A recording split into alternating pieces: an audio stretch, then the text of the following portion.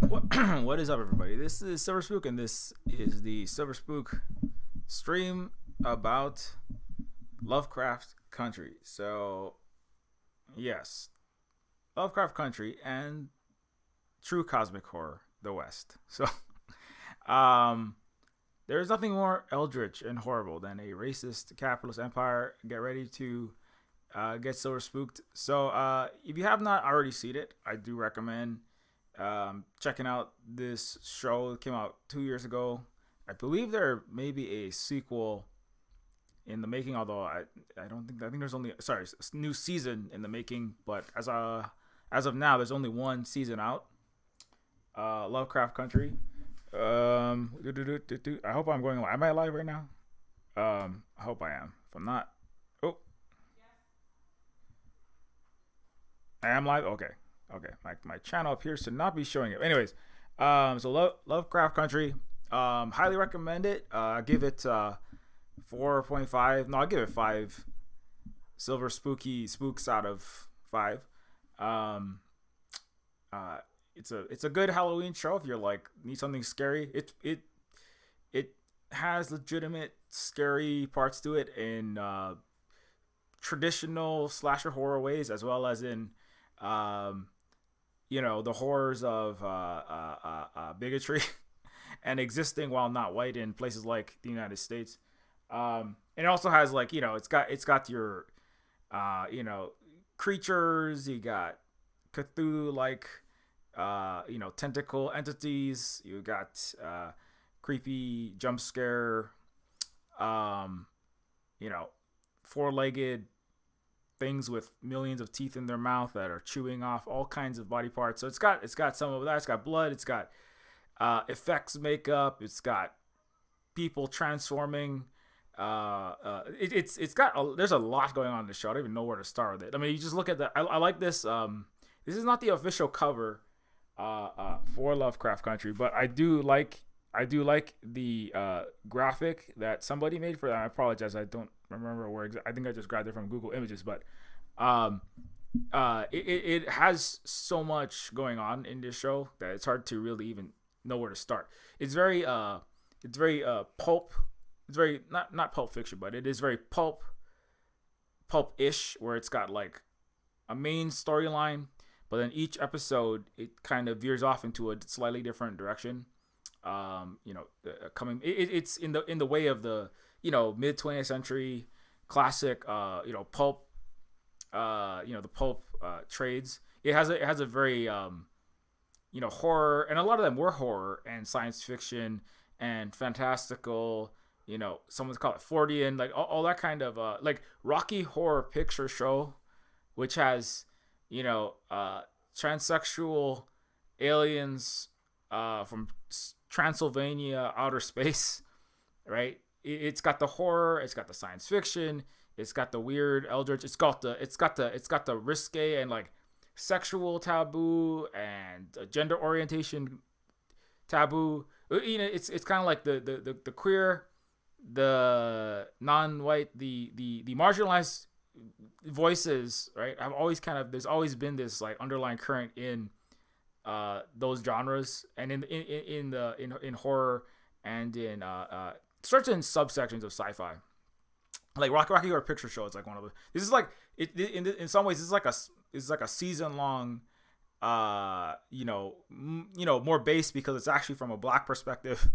Executive produced by Jordan Peele, Rocky Horror sort of show, and it's more dealing with like some very serious topics. The topics really, so it's like a perfect jumping off point for one of the Silver Spook streams. McAfee, please stop asking me questions in the middle of my stream. This is the Eldritch Terror called being pestered, the ninth cosmic horror of perpetual pestering. That's the pester. That's the it's like the weird, the cosmic, the void, the pesterer. Anyways, it's like being bugged by Elon Musk, to please look at his tweets that are not funny or interesting at all. That's the Elon is the embodiment of the mediocre pesterer, cosmic horror. Also, he's a white man, so that he needs a rich capitalist, dickhead, imperialist. So that's par for the course. Anyways, true cosmic horror and the West. So, but yeah. So you have in Lovecraft Country, it follows the story of Atticus, and his family. Let's see if I can get the.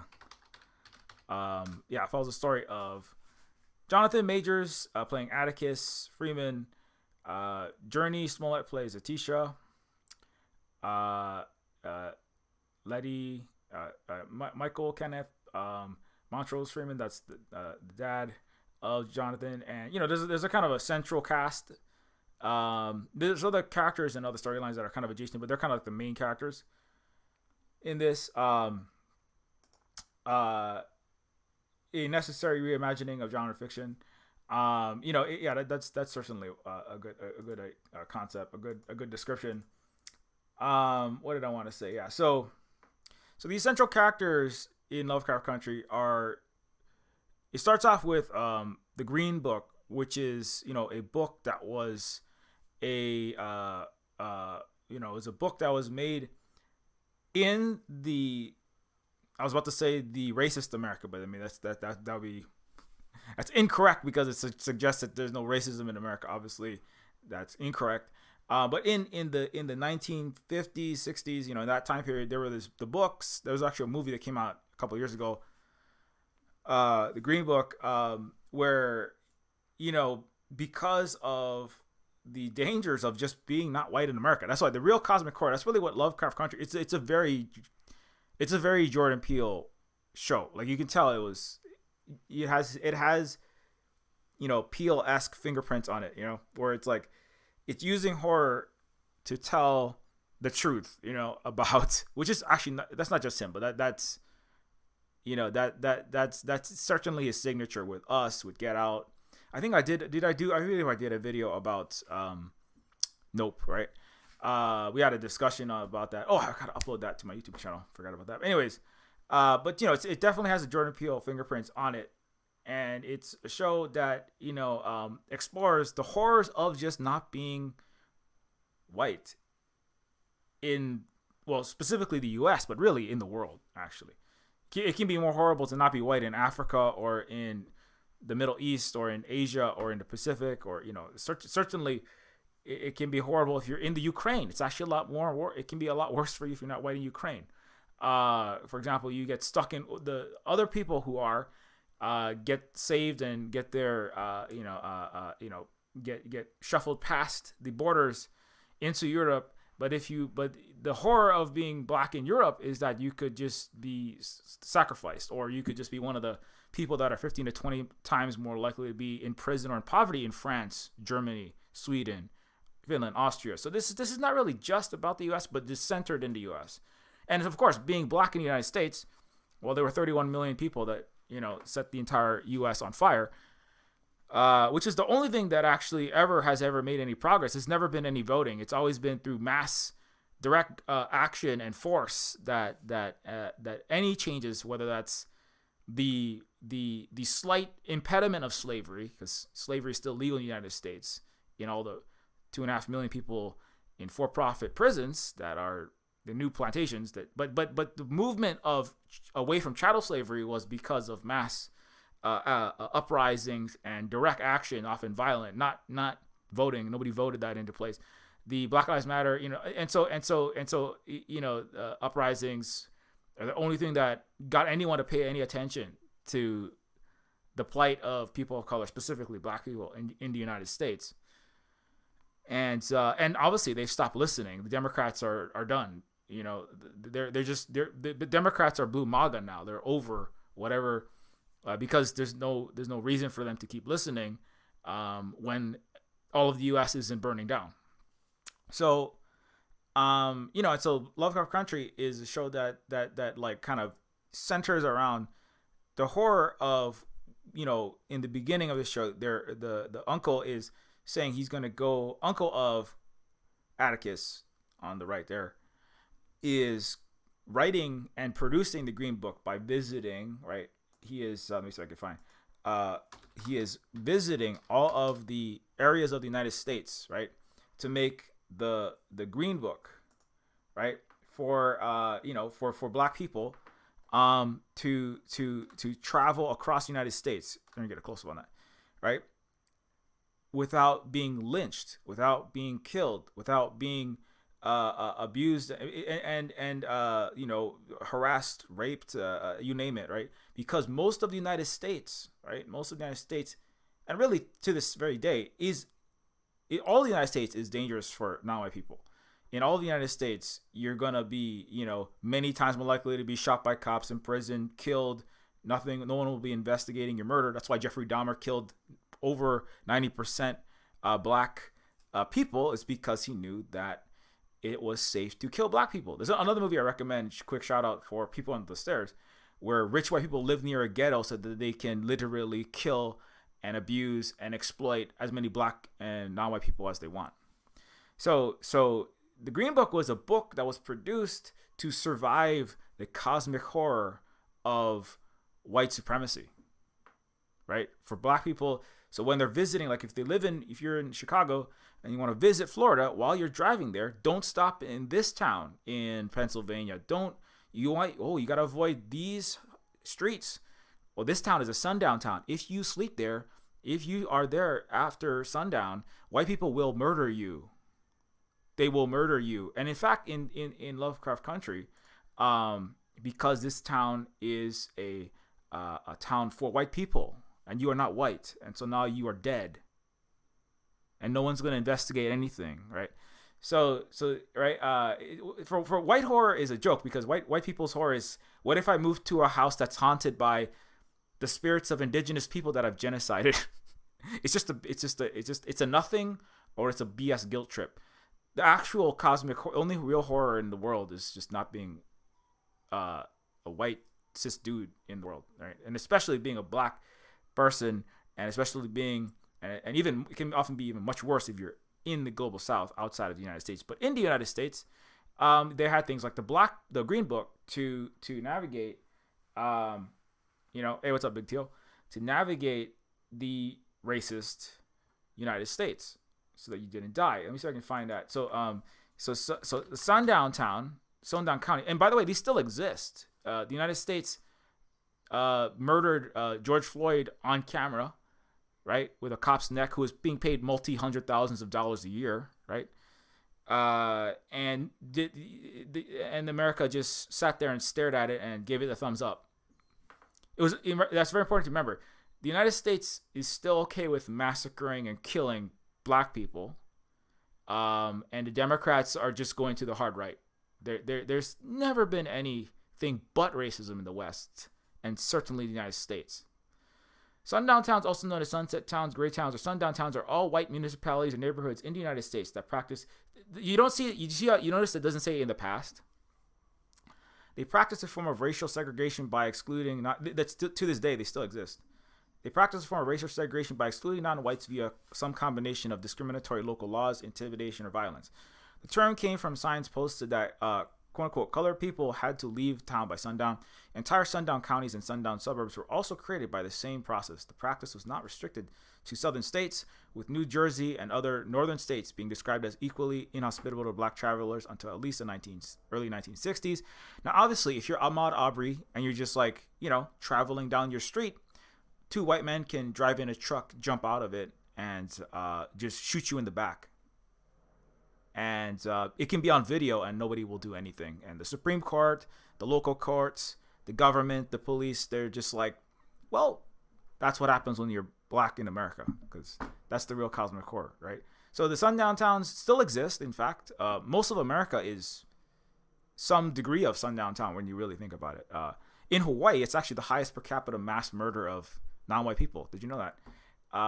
And that's why the U.S. occupation of Hawaii is the cosmic horror in Hawaii. That's the real terror. The terror is not some kahuna witch doctor that's gonna put a curse on you if you take a rock from Pele. Don't take a rock from Pele. Don't take any Hawaiian sacred relics, please. That's just disrespectful. But the real horror is not that, in the night, some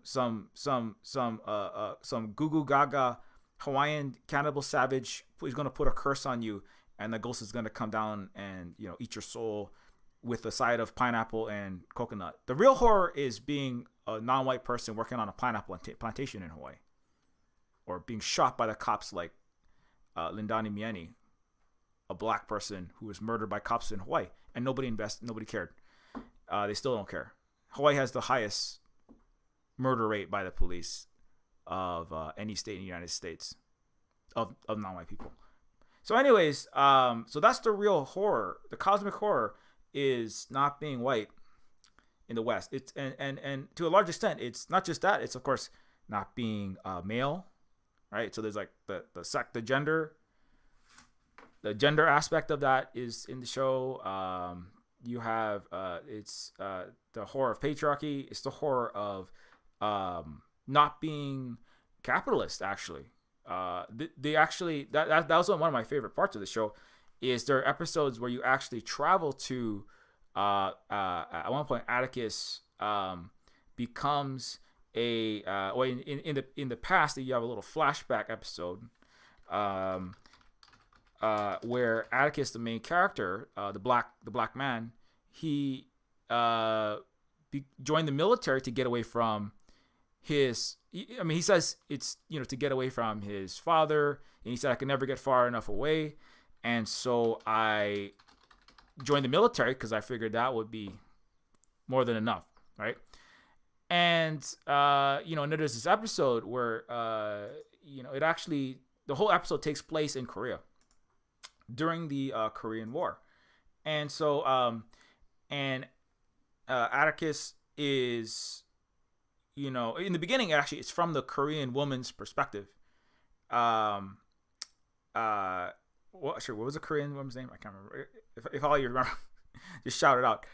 The Korean woman's perspective. She is now. There's a whole horror angle. She's actually I believe she was a fox demon. She's like an animal demon spirit. That's like, was it? Kumiho. Gia, right? Yeah. So Gia, her name is Gia, and she's a Kumiho, which is a animal demonic spirit that kills and it takes all the memories and kills her lovers as they climax. So it's kind of it's a kind of if she attracts and brings home men and then kills them, but she doesn't really want. She was actually summoned by someone. She's summoned by her mom, and so and the mother is summoning her. I forget the exact reason, but it's basically like she is her, but she's also has this demon inside of her, and the mother says, if you kill 100 men, then you will return to your human form, and you won't be this demon anymore. You won't be this monster anymore. And so, but anyway, so there's a whole like being the monster, right? And then am I the monster because of who I am, or am I the monster because of what I've done? Or who is the real monster? Or is the monster my mom who brought this demon into me? Right? Who is the monster here? And there's that whole thing of like because in the United States, right, Atticus is of course undergoing white supremacist oppression, right? He's getting attacked. Like they literally, like again in Lovecraft Country, like Atticus is getting shot at. They go to multiple sundown towns and they're like literally chased out of town with white men and white cops in cars. Sometimes white cops, sometimes white dudes, just white people, chasing them down the street, shooting at them, just for being black. And this one time it's just for being black, showing up in a town that's very racist. The other time is just for being black, and the cop is like looking at a clock and going, it's 7:09 is sundown, and you have 6 minutes to get out of this county or we're going to murder you. Oh, I'm sorry, we're just going to put you down, because it doesn't count as murder when you kill black people in America. Again, that's why Jeffrey Dahmer chose to all the black people. So the cops are just like, so there's horror inside of the United States that the black man Atticus is enduring, right? But then there's this other thing where now when he joins the U.S. military. So number one, if you join the U.S. military, you become a stormtrooper. You become the horror, right? The horror, as they say in Marlon Brando says in and I love Marlon Brando, but it's kind of like it's like there's a lot of problems with American war movies, right, in this time, because when you join the military, the U.S. military, you become the horror. You become the Cthulhu tentacle eldritch demon. You become the thing that is going around the world, right, and massacring people for the benefit of white supremacy and for capitalism, right, to maintain to stop the spread of communism, which is explicitly stated, right, to stop the spread of women cooperation, to maintain white supremacist Western hegemony, right? So you become the tentacle, right? The tentacle is wrapped around your neck inside the United States, but then simultaneously, when you join, even as a black man, you join the U.S. military. Now you become the tentacle abroad, and you could even inside the military, you might even endure some bigotry and racism. And the military is sexist and racist as hell. And then you're also exhibiting and you're practicing that horror on the people of, for example, Korea. 2 million people were massacred, genocided in Korea. And you get to see that in Lovecraft Country. They show that where trying to find a good picture of this. Yeah. So Atticus, comes into he comes in on a U.S. military tank, and the U.S. is handing out all these paraphernalia to everyone that are saying, "Don't fear, people of Korea. We are here to help. America is here to save you. We are your knights in shining armor. America is here to save you from the terrors of communism. America is here to save you and install capitalism, right? That is capitalism and freedom and human rights, so called, right? And then they're handing out the pamphlets, and the people of Korea are like, okay, but we didn't ask you to come here. And then all of a sudden, right? The women are being raped. People are just being murdered. Gia's friend is, and also the other thing is, and part of being capitalist means to be white supremacist, worship America. It means you have to be straight. So Gia's friend, who is queer, I believe she's at least, she's either bi or pan or lesbian. It's unclear exactly. And she goes communist because the United States is anti-LGBTQ, capitalism, and it's racist, and it's homophobic, and it's patriarchal, synergistic system comes in, and it literally murders all of the non-straight people. It kills anybody that doesn't want the disproportionate amount of resources to go straight to the richest, whitest people. It's called capitalism, and the people are being terrorized. And and you see some of that in the show. And there's a point where Gia's, the nurses are caring for all the American soldiers, while the American soldiers are saying the most racist, horrible things to the nurses. Right? Gia is a nurse. And the soldiers are saying, "You get away from me, you freaking G slur, you freaking C slur." Even the black soldiers, some of them, but especially the white ones, right? I mean, some of the black soldiers, I say, have a little more empathy, right? But even there, you can internalize the white supremacy, especially when you sell your soul out for the U.S. military and the U.S. empire generally. And so there's the interplay where there's this kind of Atticus is like, he obviously he's endured and has to watch all this horrible racism and all this oppression in the United States. And then he shows up and there's this kind of game he's playing in his head where he's like, well, I'm just following orders. And he actually is the one. And he actually becomes attracted to, and there's a romance story with him and with Gia, the Korean woman. But then he is the one who actually blows his girlfriend's queer friend away. And he says, well, I'm just following orders. I'm just killing queer women of color who are communists. I mean, guess what? All those things come together, right? The places that have full gender affirming care for trans kids is China, is Vietnam, is the socialist, is the more left, it's the countries that have communist parties, countries that are not capitalist countries. They're the ones that are pioneering. The United States is turning women into property again. I don't know if you know that. They're banning abortion. Black people are being massacred, like I already said, and LGBTQ plus people are being persecuted.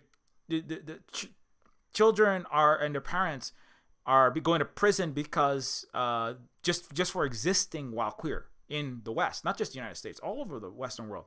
Europe is a catastrophe. They have far right Nazi parties sig heiling all over Germany, Sweden, Finland.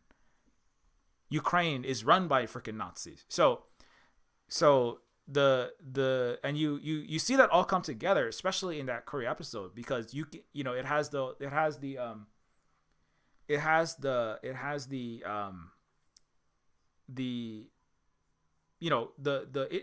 international element to it, where you can endure horrible racism, you can endure all kinds of oppression, you can even be in poverty, but if you do the global bidding of racist capitalist empire, that's why I said it's the ultimate eldritch terror, then you can at least temporarily have a better deal, which is very important, right?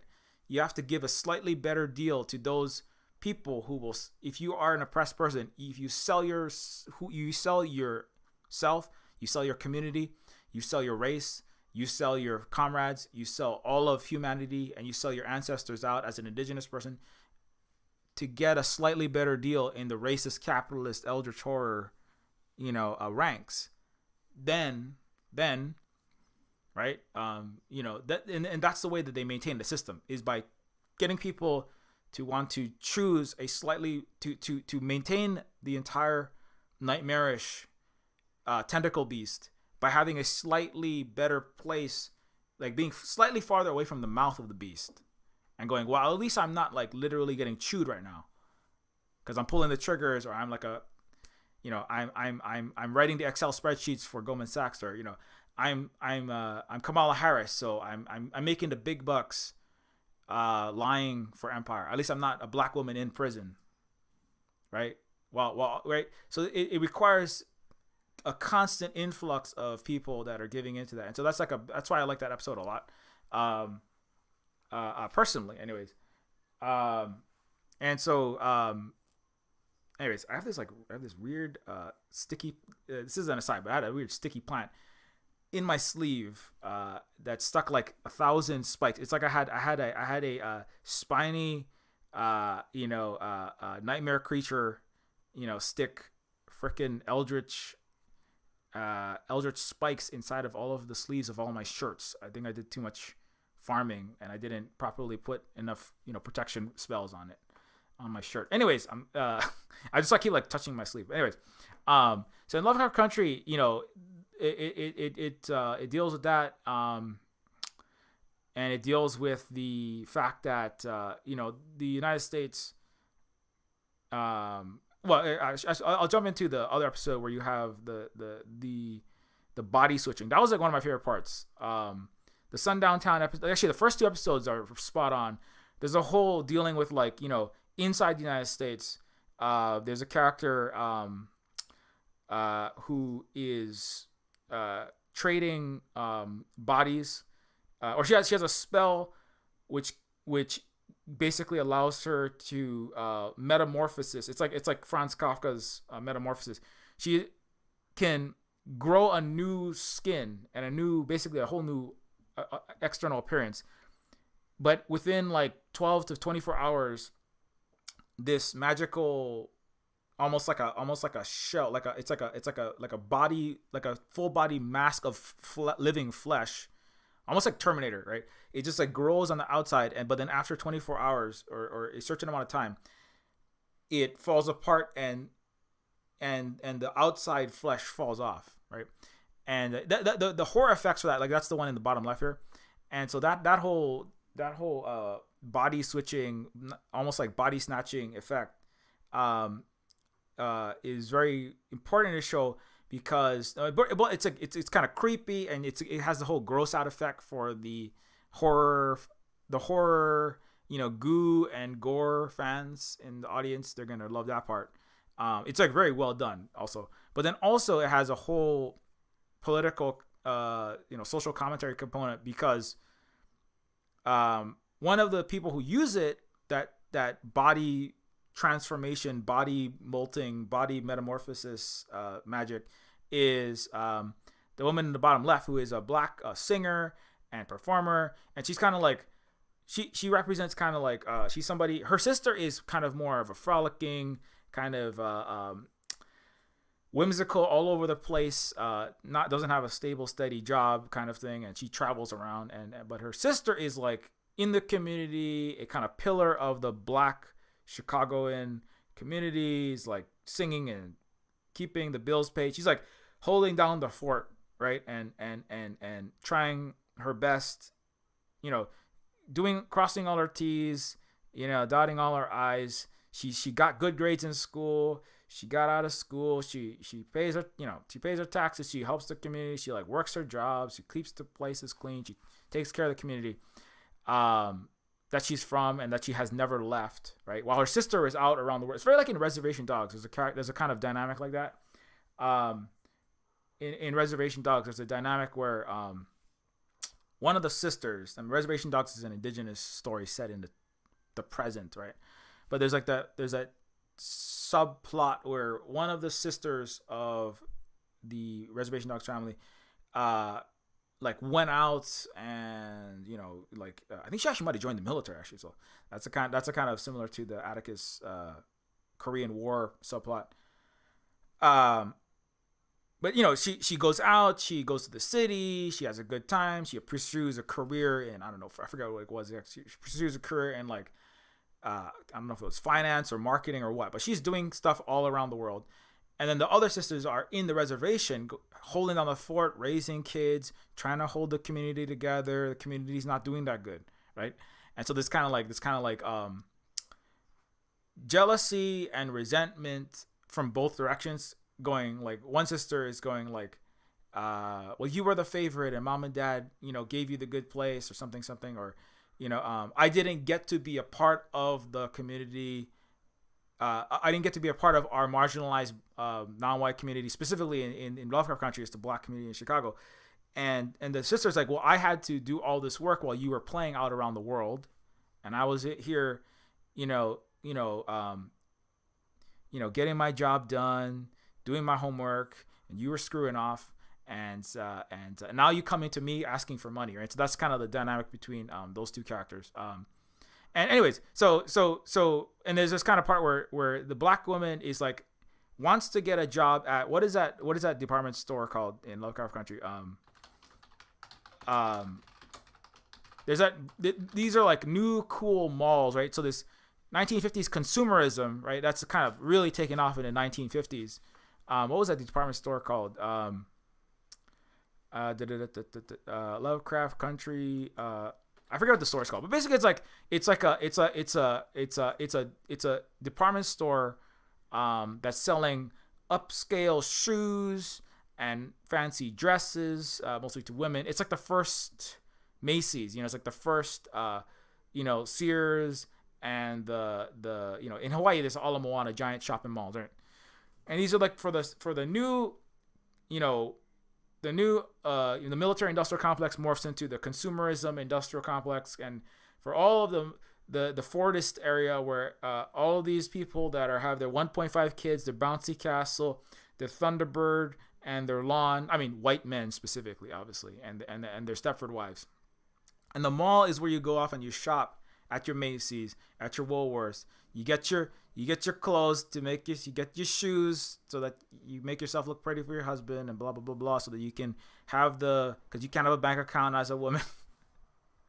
And anyway, so it's like but the masses of America are going to buy lots and lots of stuff from all these stores in these places called malls that we're going to build, and that's going to maintain that's going to cycle all the imperial profits that we're taking the rest of the world's resources and sticking them inside of the cows that are the American citizen, and the white American citizen is going to get a lot more. Anyways, I'm kind of going off about specifically, 50s era, 50s mid to late 20th century consumerist capitalism that morphs into neoliberalism. But the black woman is like, I want to be a part of that world.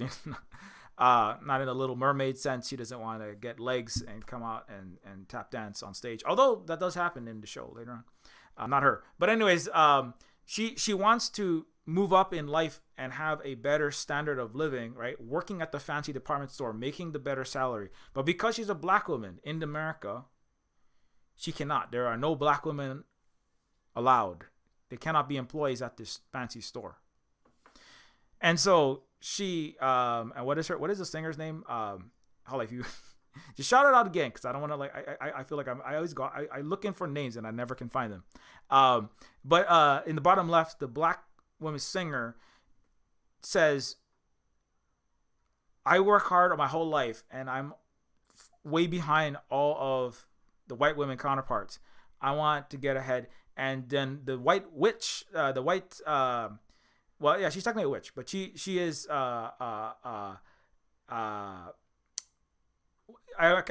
a lot going on there. Let's just say she is one of the powerful magical characters in the show. She says, I have this power, I have this ability to give you any skin that you want. Right? So the white powerful magic witch lady says,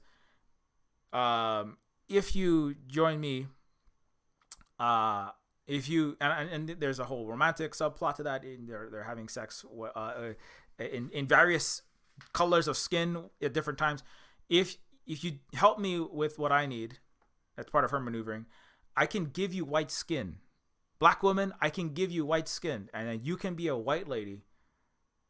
Now it won't last forever, but you can be a white lady in your professional life. And all you do is you take this potion, right? Take this potion and do this magic, and her skin literally, she grows white skin into place. And when she goes out for the 12 hours of her day job, and she goes in and she gets hired. She gets hired at the fancy department store. She starts making a lot of money. She gets hired as a manager at the department store just with her whiteness.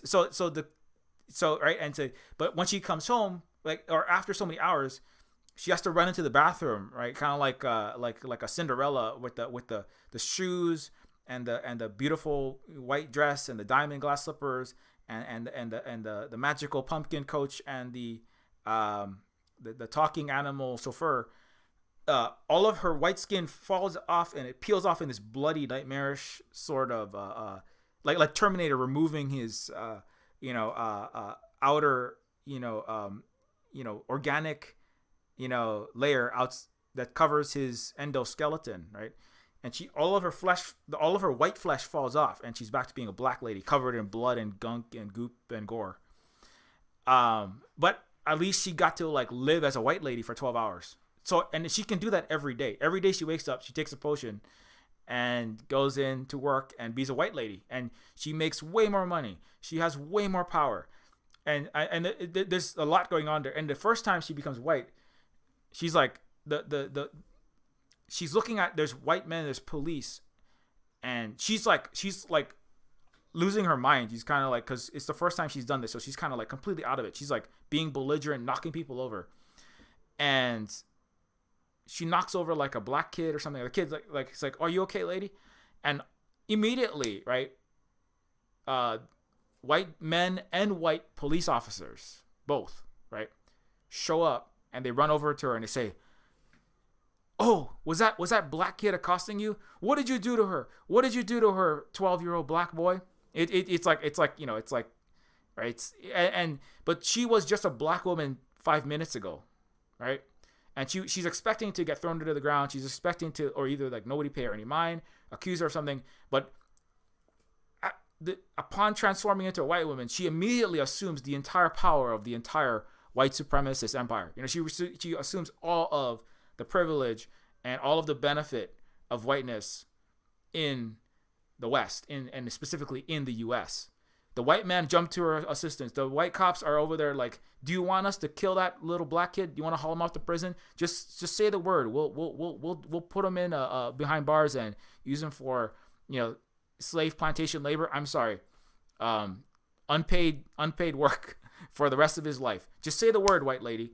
And so then this, and so the Lovecraft Country, you see the dynamic happening in the show in a way that like you're not most definitely no white show is ever the average mainstream any show or any literature really, no any art is ever gonna really approach what's happening in this Lovecraft Country, or and that's the only time that has ever happened, but that's like very very like you literally see right with the skin change, the complete flipping of, and you like the matrix of the water that the ubiquitous racist, capitalist, imperialist water that everyone swims in and breathes in the West. And especially if you're a white dude, you don't even notice this shit. And even if you're a white woman, you're not even going to ever notice it. But it's like you suddenly see it, the dynamic in that episode. That's like one of the places. That's actually not even the only place.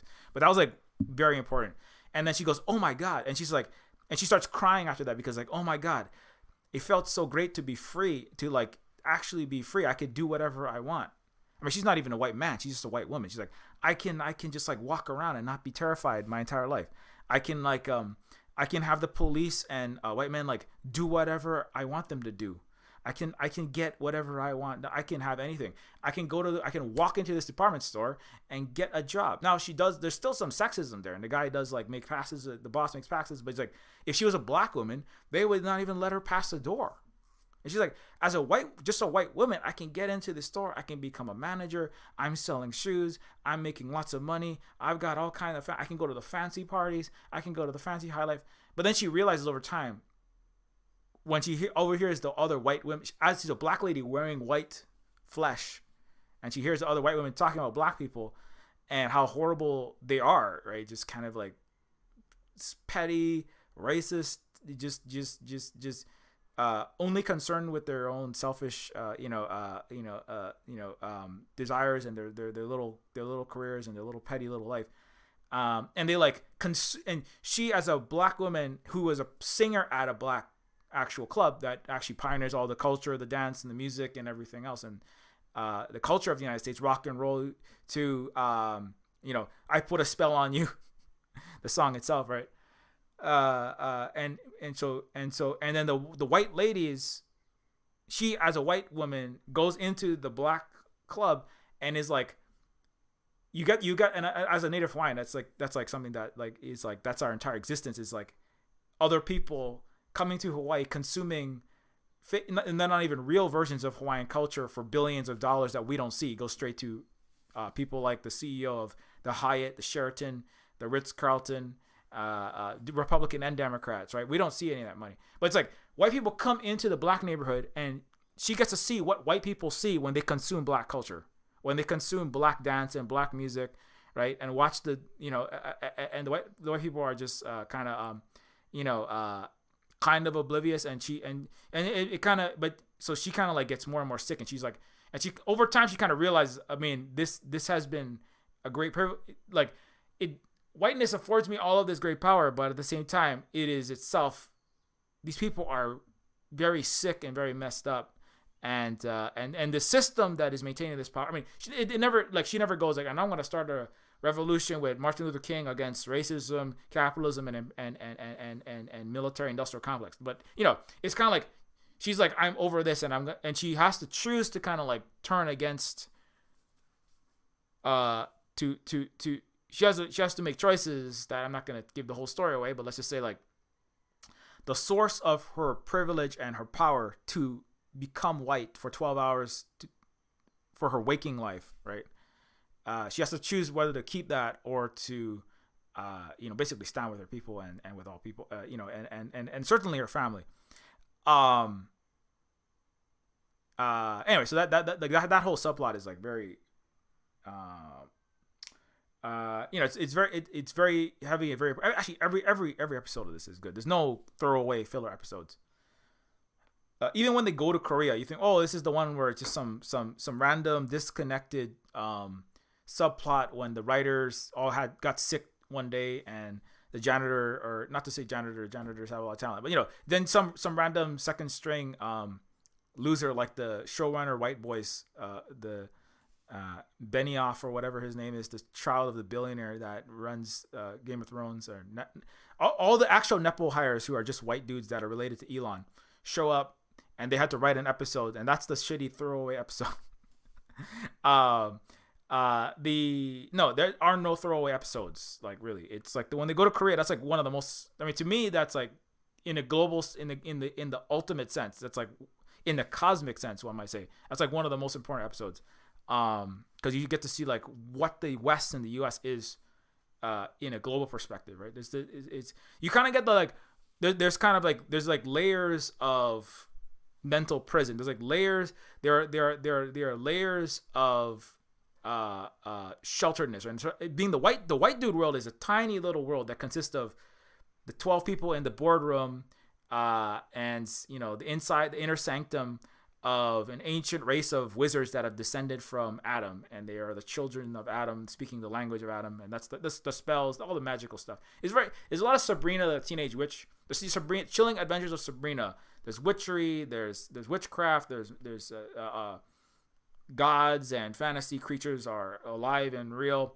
But then but Lovecraft Country is like goes way harder because it's actually from a black perspective. But not that Sabrina is bad. It also deals with some of that, but it's not from that perspective. It's it doesn't not deal with racism ever, but it's not this. Anyways, so it every episode ties into the central story while adding something important.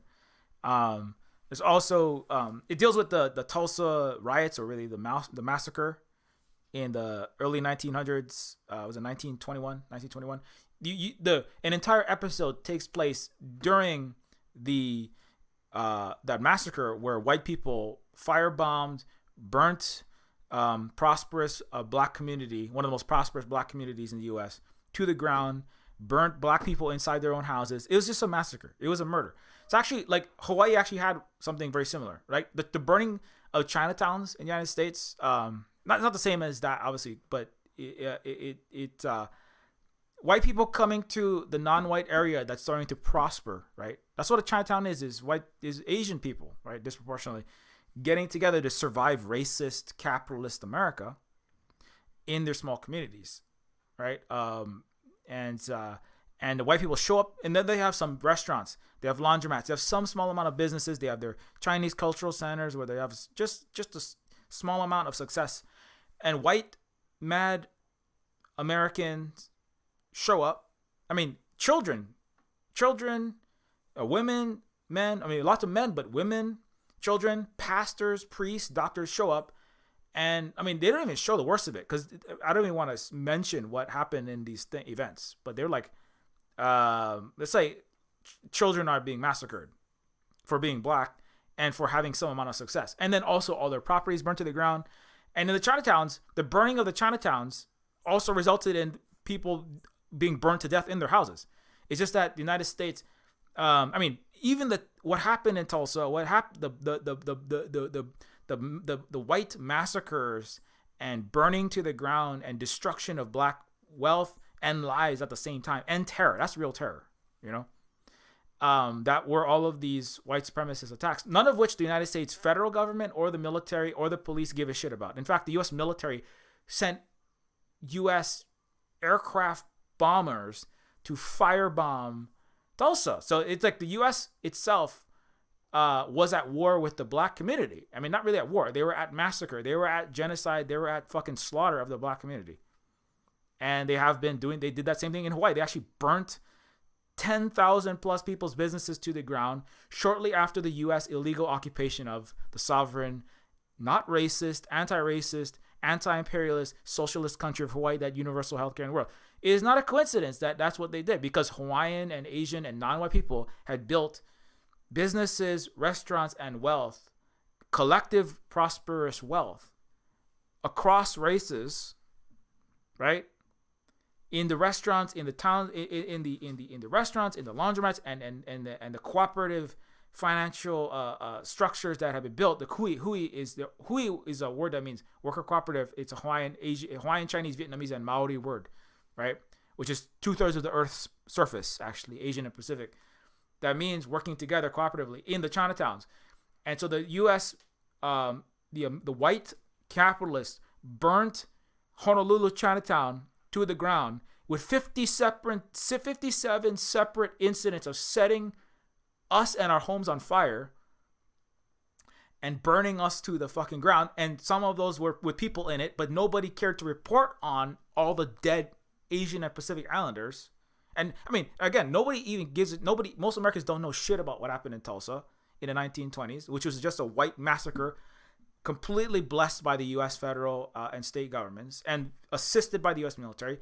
And nobody knows shit about all the Hawaiians and the Asians that were massacred in the Honolulu Chinatown fire of the late 1800s, after the U.S. occupied Hawaii, to get rid of the Hawaiian and Asian wealth, and to terrorize and slaughter Hawaiian and Asian people, which also happened in Colorado, in California, in Oregon, in Washington. And so, anyways, I'm throwing that in there because like that episode where you're in Tulsa.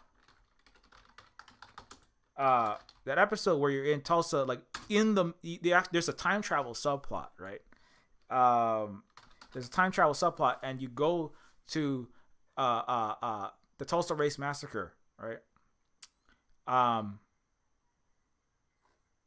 Yeah, and so in this episode, you are actually traveling through time because they're in the 1950s, but then they travel through time, and I'm not going to spoil all of that for you, but let's just say the time travel happens, right? Again, science fiction, fantasy, horror, it's pulp, right? But they go to the 1920s, and so it has a very Back to the Future vibe. You're going 30 years in the past, right? But for white people, going Back to the Future is about what if my white mommy and my white daddy don't have sex, right? For black people, it's like, what if we could stop the eradication of our entire potential prosperous future and stop some black people from getting murdered by white police and citizens, right? You see the difference there? It's like Back to the Future, going from 1985 to 1955, right? With Michael J. Fox, right? But it's a very small world, right? It's like what if my dad don't fuck my mom at the prom, listening to Johnny B. Good, like, right?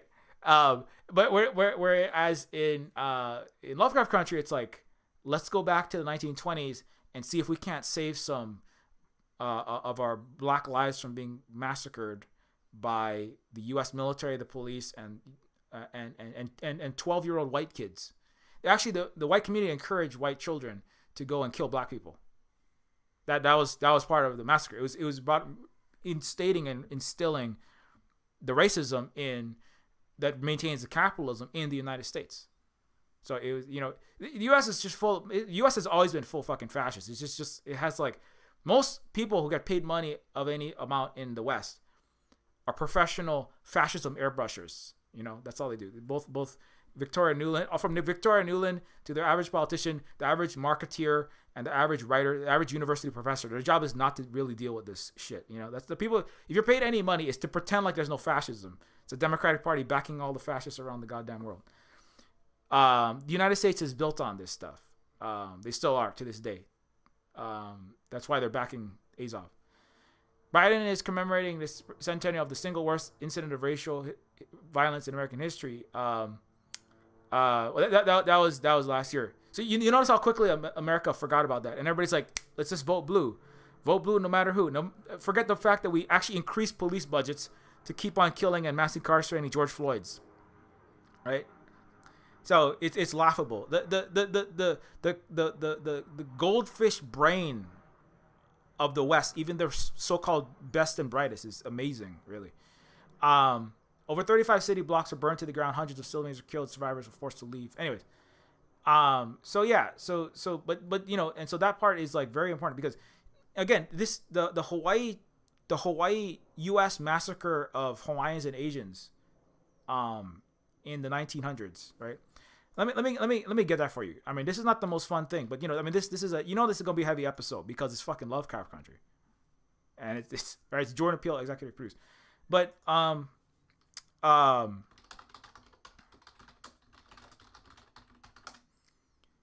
have that specific receipt for you. Yeah. So this is where in the early this is a picture of the Honolulu fires. Smoke from a quote-unquote controlled fire in Honolulu in 1900, Hawaii State Archives. Now, the U.S. has done its absolute best to bury the history that they stole our country, banned our language, banned the Hawaiian culture, destroyed our universal health care, first in the world, started by Emma Kaleleo Nalani Naea Rook, and the fact that the United States massacred Hawaiian and Asians in our houses and our businesses, not unlike what they did in Tulsa. The U.S. has tried very, very, very, very, very hard to bury all this, right? In fact, if you ask the average Hawaiian or Asian Hawaiian about this, they don't know anything. They don't know anything. There's actually a Chinatown plaque that says, this is where Chinatown had wooden buildings, but the Chinese were stupid and backwards, and now they're smart. Now they're smarter because they're Americanized and capitalists. And now they have stone buildings. What they fail to mention is that the Chinese and the Vietnamese and the Japanese and the Hawaiians that were coexisting, they built the stone businesses because white supremacist, capitalist, illegal occupiers massacred and threatened and terrorized and burned tens of thousands of people's homes and businesses to the fucking ground to stop socialist, the most advanced, highest literacy rate, 98% literacy rate, first universal healthcare system in the world, zero homelessness, worker cooperatives, anti-imperialist country that invented submarines and had electricity before the White House. The United States incinerated the most successful socialist, actual left country on the face of the earth to ashes by setting fire. And then let me get you this. Guards, police officers, and white citizens, all armed, forced anyone trying to escape the burning buildings back into the blazing quarantine zone. So I don't know if you know what happens to bodies when they get forced back into a blazing quarantine zone. You know what you can do is you watch Lovecraft Country, watch black people being burned alive in their house with white armed guards at their house, and then see if you can figure out what happens to Hawaiians and Asian bodies when armed guards with fucking guns burn your building down standing outside of it. See if you can put that together, and then you might begin to grasp just a little bit of the history of the earth and the history of Hawaii. Okay? But nobody fucking wants to talk about this. Nobody want to talk about it. Nobody, I don't even know anybody in Hawaii who even wants to fucking talk about that. And that's pretty amazing stuff. That's how fucking colonized everybody's mind is. It's what happens to a black body when you have a team of white guards outside holding fucking guns at a house and the building is set on fire is not that different from what happens to a Hawaiian body in Honolulu in 1900 when you set that building on fire and you have a white guard holding guns at that fucking house. Take a guess what happens to that people. Just take a wild guess. But if you have trouble figuring that out, watch Lovecraft Country and see if you can figure it out. So anyways, this is what happened in Hawaii. This is forced, humiliating, prisoner-style fumigation showers for Hawaiians and Asians based on lies, right? Which is that Asians spread plague. In fact, so white capitalists set fire to Hawaiian and Asians' homes and businesses in Chinatown and forced us into the blaze at gunpoint. Yellow peril and indigenous cleansing all in one. Like the racist Wuhan flu, Asians were blamed for plague and burned, but sick white luxuriated and posh. So somebody you might be. So you're watching this white person, right? And you're like, well, but right? Well, actually, but Asians carry plague, right? That's what because you've been watching all of the Wuhan flu, COVID bioterror, right? You believed the Trump and now Biden line that the Chinese gave us the virus. They're spreading the virus. It's a China virus, right? It's a China flu, right? Because that's just Germany, that's France, that's Austria, that's America, right? So you're like, obviously we had to burn all of the Hawaiian and Asian businesses in Hawaii that were cooperatively run. You got people like Richard Wolff over there, like, what if we did a cooperative? Motherfuck you, man. I love that guy, but I mean, you don't know enough actual history. And that guy is like the top 1% actually educated white men in the West. But I mean, like, cooperatives are not new inventions. Like, if y'all motherfucking white people didn't burn all of our goddamn cooperatives down and then burn us in them, maybe you'd have some. Maybe you'd have some. The difference between China in 2022 and Hawaii in 1859, what the difference is? Is the Chinese have, hypersonic fractional orbital bombardment Mach 35 missiles that can nuclear strike New York and Los Angeles at the same time within 2 minutes.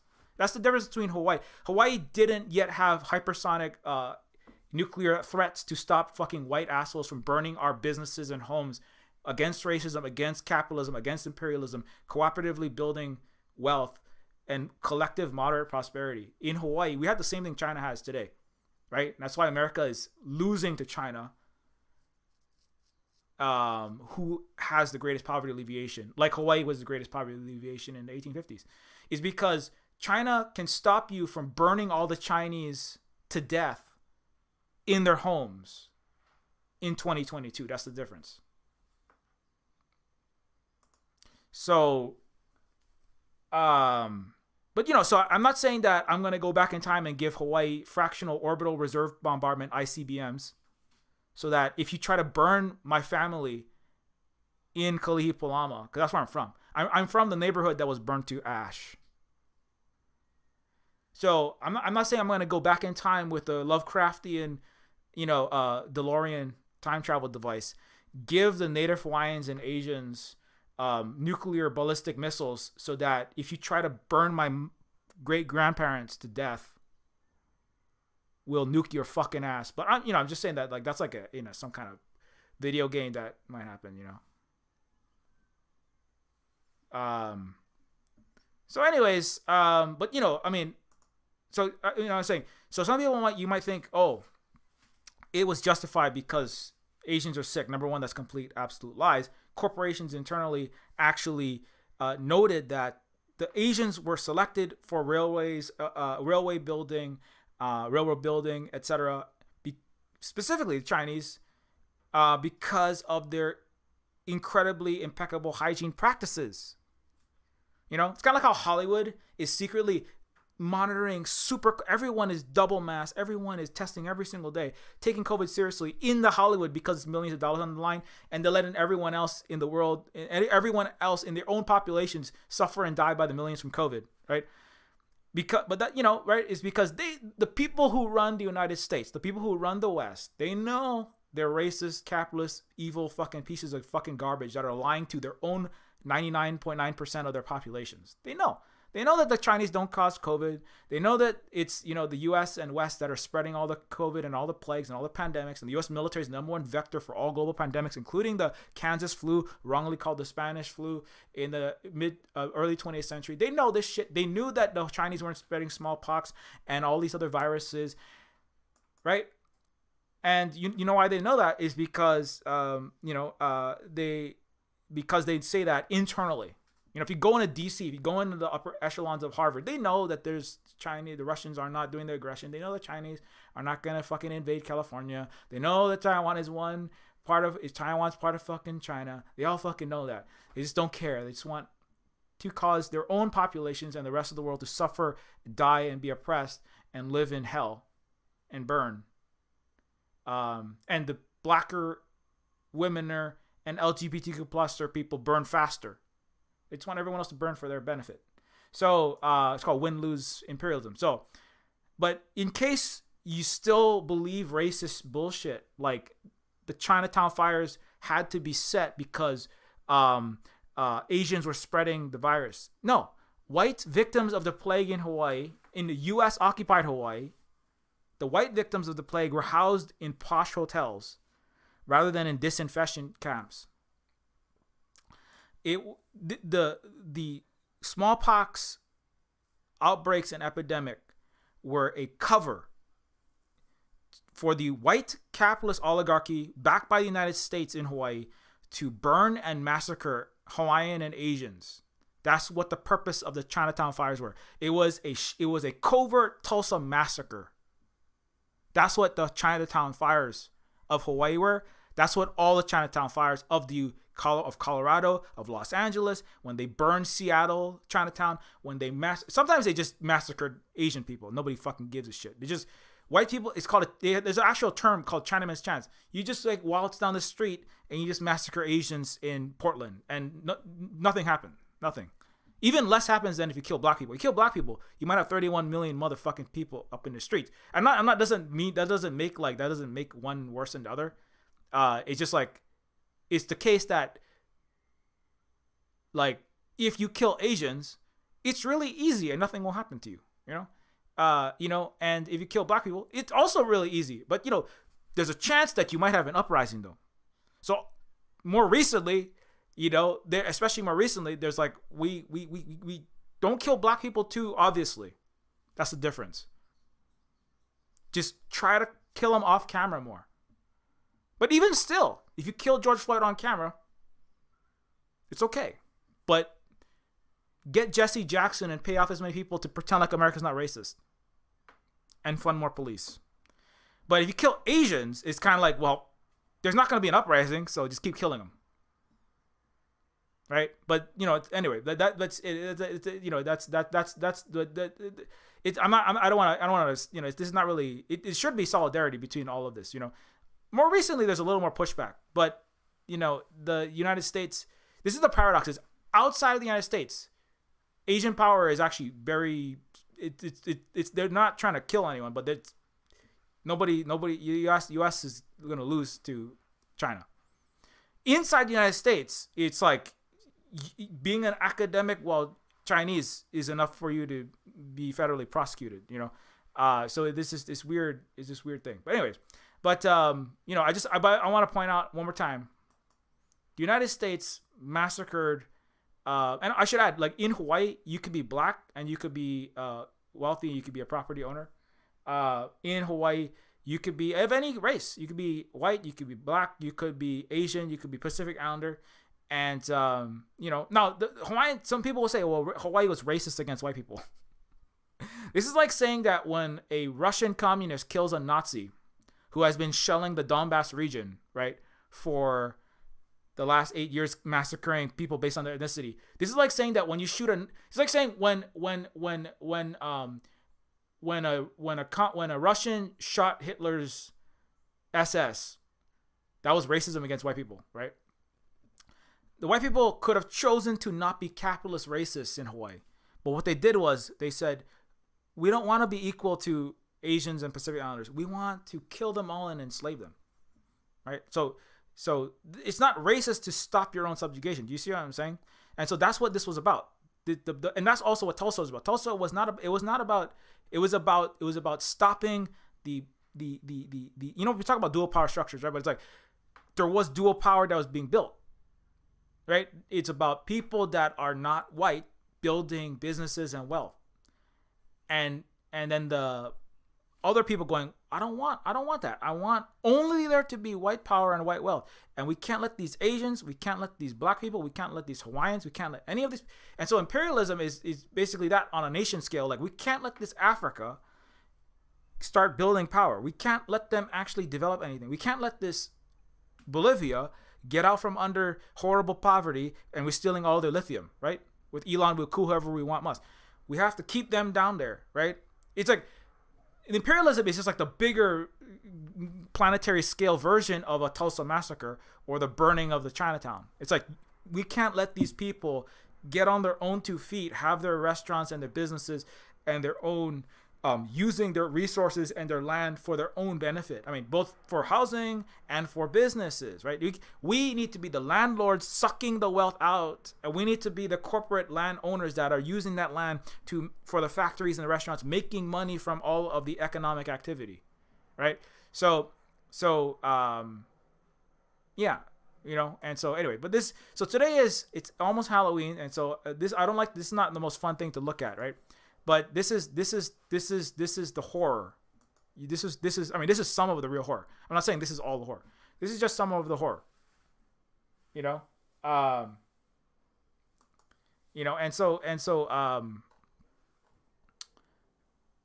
but yeah. Anyways, that's enough of that. So and that's why. So this episode. Back to this though. Yeah. So I mean, again, this episode is very, very important because almost nobody knows the history of the Tulsa Massacre, unfortunately, and a lot less people are going to know it. Because why? Because the history of racism and the history of capitalism in the United States and slavery is being banned from the majority of states have already banned critical race theory, which is like just a liberal, very tame version, right? They've already banned the most states. Anything left, Marxism is banned from most states already. So this is a weird paradox, right? Where what is Elon talking about freedom of speech? What are you talking about, right? No, the freedom of speech is freedom to be a Nazi. Freedom of speech is freedom to be a racist. That's all it means. It's freedom of speech is the freedom to just spew N-words banally and grossly all over your gaming platforms that are the number one recruitment tools for empire and reinforce global hegemony of racist capitalist empire. So right, it's like right, it's like if the U.S. had real freedom of speech, then teachers can teach the history of the United States and print and show whatever they want. But the answer is when it really matters, like in schools, like what kids think, what the formulation of the mind of children and the reality and the history of the world, that their whole worldview, when it really comes down to it, there is no such thing as freedom of speech. This is a joke. The concept that there ever could be freedom of speech in Europe and any Euro settler colony is like, it's completely laughable, right? And it's only the little goldfish Western non-mind, this little Schrodinger's, navel gazing, Walden's Pond, like, living in fantastical hypothetical versions of reality, right? That is especially the white man brain that can conceive of a world where there's freedom of speech. It's not possible, right? But even to try to talk about the fact that the fact that you don't let people talk about the Tulsa Massacre, or you don't let them talk about what is in the center of Lovecraft Country, which is the racist United States and the black experience of it, right? The fact that you don't let people talk about that is itself the limiting of speech. But anyways, and I'm not saying that like what we need is just free speech platforms. I mean, this is coming to the present with Elon buying Twitter and all that bullshit. But no, the answer is speech is always speech. There's no such thing as freedom of speech. There's only and allowing people to say and do whatever they want whenever they want. This is like that is not the most important freedom. The most important freedom is a freedom to life, right, and to exist and to be treated, to have your material needs met. I mean, because without those, then you don't have anything else. But the thing is, for white people who have never not had their material needs met on the backs of enslaved non-white people, right, that's not a concern. The only concern is whether I can flap my mouth and say bullshit all day.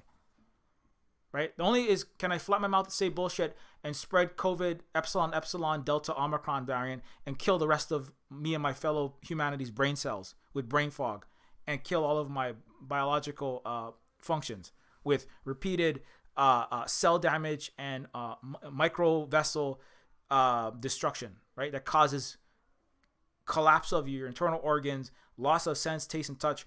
Every time you get COVID, every reinfection of COVID, your brain dies a little bit as more of the blood vessels that support the neurons and the synapses fade away, right?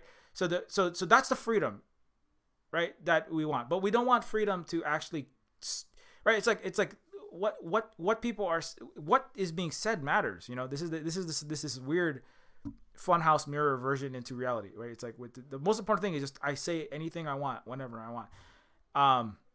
Never mind the reality of people's life. Never mind like the history of the existence of the world in places where that has happened, right?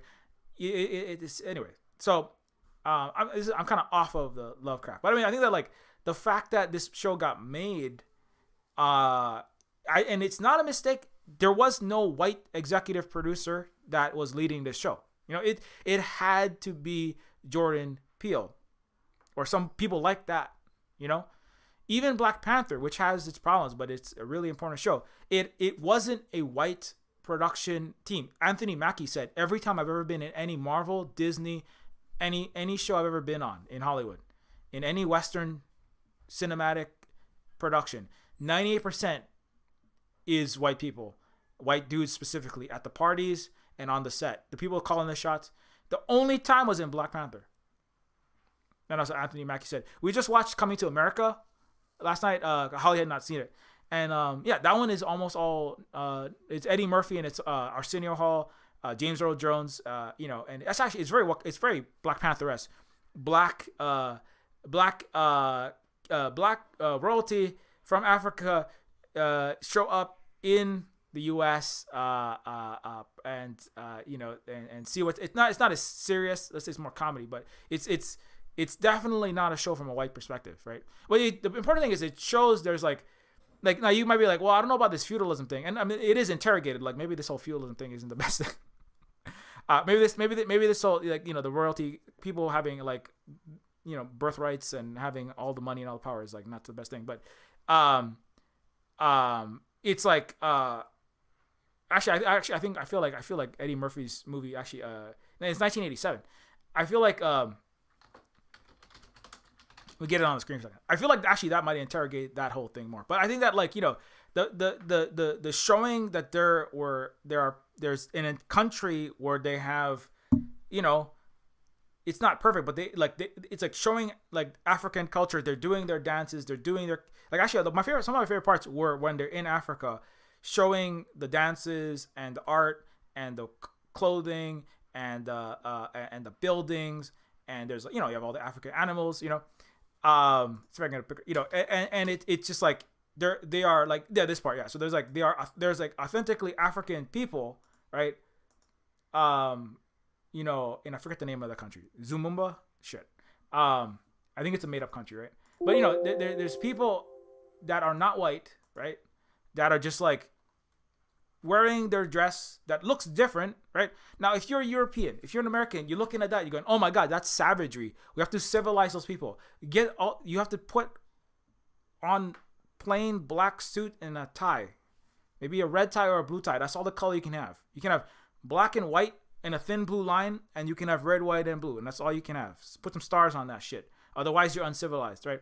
But it's like it's people in there's non-white people is in Africa, and they're like doing their cultural dances and practices, but then they're also like they have lights, electricity, cars, jets, everything.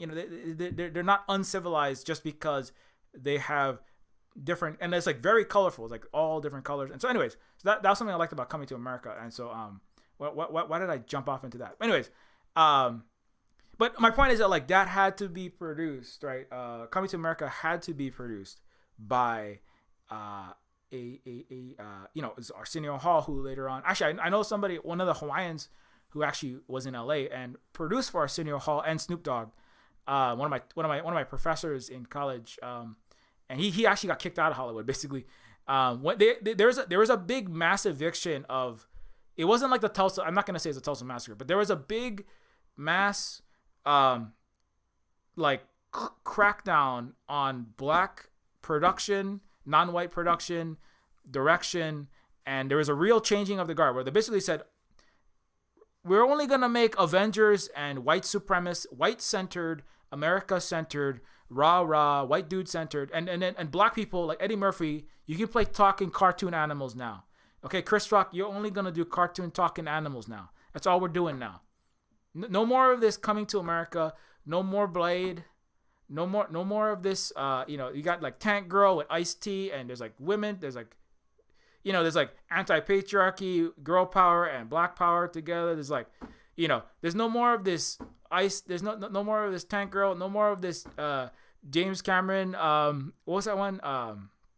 Strange Days. There's no but a lot of it was Angela Bassett. There's no more of this the one show, was it the princess show with almost all black cast with Brandy as a star, right? We're not doing any more of this. Romeo Must Die, only Asian and black and non-white people. We're only doing white-centered stuff with black people as talking cartoon animals, and black people are going to be friends of Elon, billionaire philanthropist, orange dealer playboys who pilot F-16s, like Falcon and fucking War Machine. That's it. That's it. No more of this. No more of this. Black people making shows about their own experiences and their own perspectives. No more of that shit. You know, that was like, and then a lot of the naughties. That was what happened. Anyway, and so this Hawaiian, his name is Peter Britos actually. So he actually like was producing in Hollywood, and then he came to Hawaii because they kind of evicted everyone. They basically said, he's like, yeah, we're all they're cleaning house and shutting down all of our operations, because black people and people of color might get too much ideas. Some people might be thinking about not being part of the empire and start going against racism. And now Tupac's dead, and you know, and so they just the fucking the racist plutocrats showed up and they just clean house in Hollywood.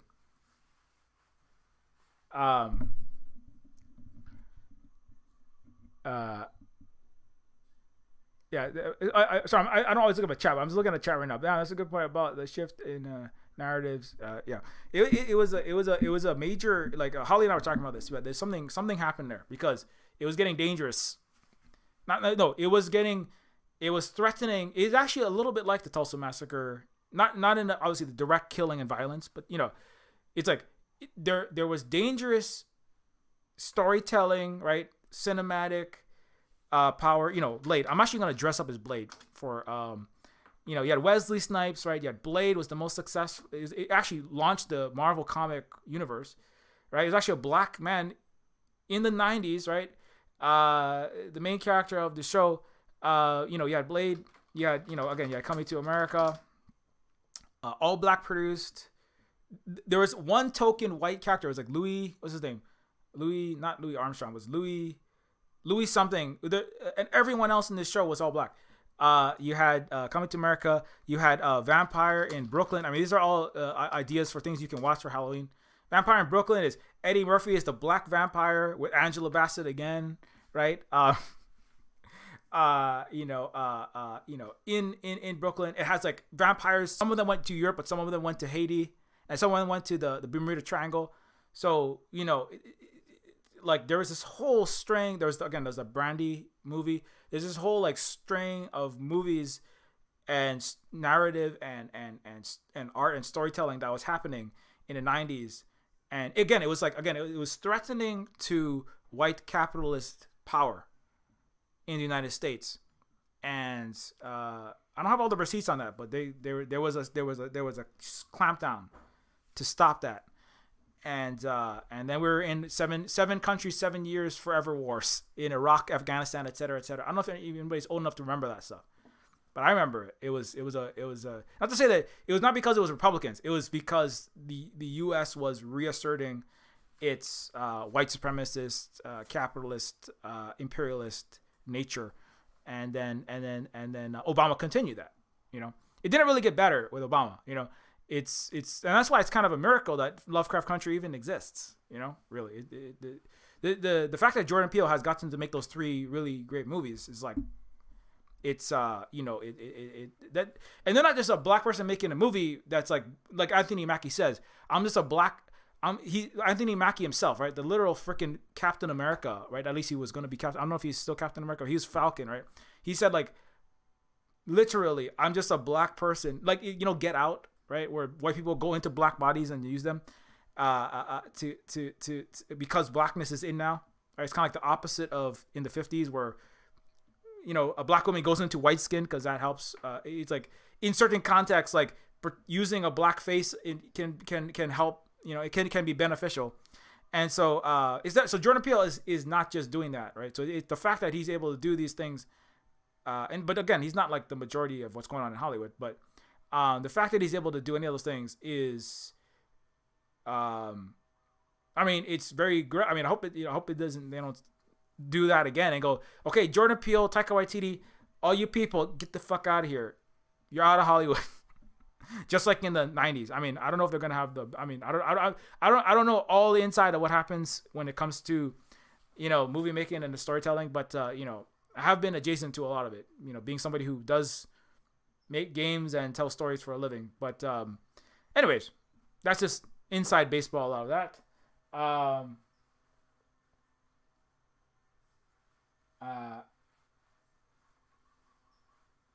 But yeah, and so, and but yeah, yeah, he did. Yeah, Anthony, like my point about Anthony Mackie is like he did like drop the inside scoop on what was happening, which is like I feel like I'm.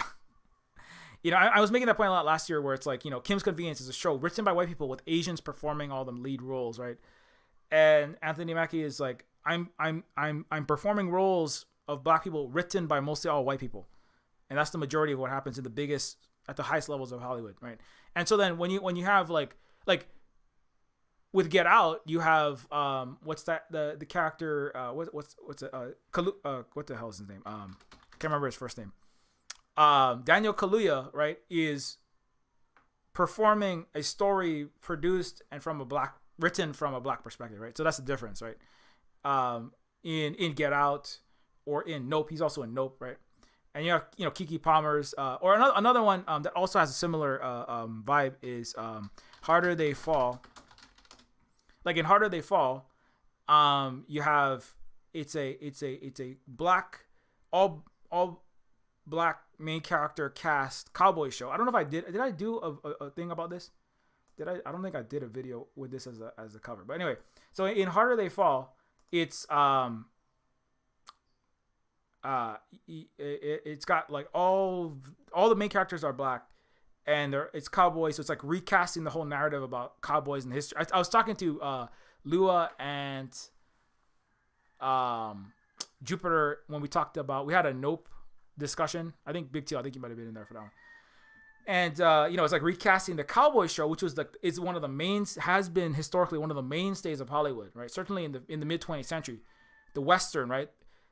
John Wayne, Clint Eastwood, but a lot of with a white man with a gun solves all the problems in the Wild West, right? But it's actually like most cowboys historically actually were black or not white, or actually a lot of Hawaiian cowboys. There's actually a word, Paniolo, is the words for specifically the Hawaiian cowboy. The majority of cowboys were black, Hawaiian, brown, not white people. Right, and so the Clint Eastwood and the Bruce Wayne is this is all made up bullshit, right? Also sanitizes the genocide of indigenous people when you have cowboys and Indians. So with Harder They Fall, it's about kind of like rewriting that, going like actually like again, it's kind of like it's the experience of actually what was in Texas is completely different from what has been projected, and so this is like a black retelling of the Western, right? And Nope also deals with that, but in the context of a sci-fi horror movie. But the main character is also Daniel Kaluuya in Nope is played by.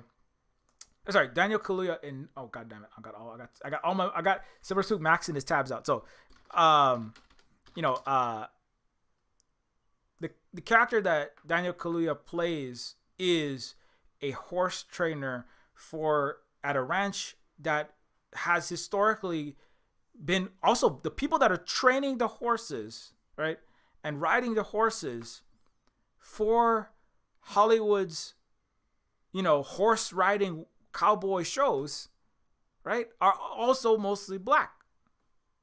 So, right, it's like the horses that are training the people that are training the horses for Clint Eastwood and John Wayne to go shoot Indians from, native indigenous people from, are black people training them horses.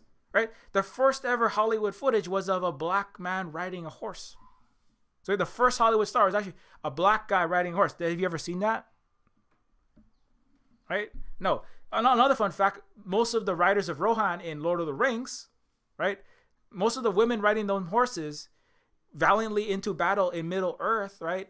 Those are women riding them horses. Because why? Because they're the ones that had all the horses to be in training and do about them horses. And that was in New Zealand, but in Hollywood, it's black people that have been the people that were dealing with anyways. So you see what I'm saying, right? So the ability to tell the stories both, and so there's a kind of there's a kind of a meta self-referential aspect to Nope. Because it's a movie coming out of Hollywood that's about Hollywood and about movie making, right? So there's that whole extra level of stuff to it, and it's also a horror sci-fi movie. But anyway, so you get that point. Um, and so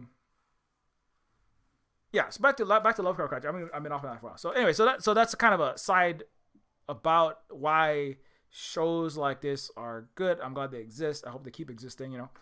Um, what else did I not touch on? So I touched on the Tulsa massacre episode of the black community in the early 1900s.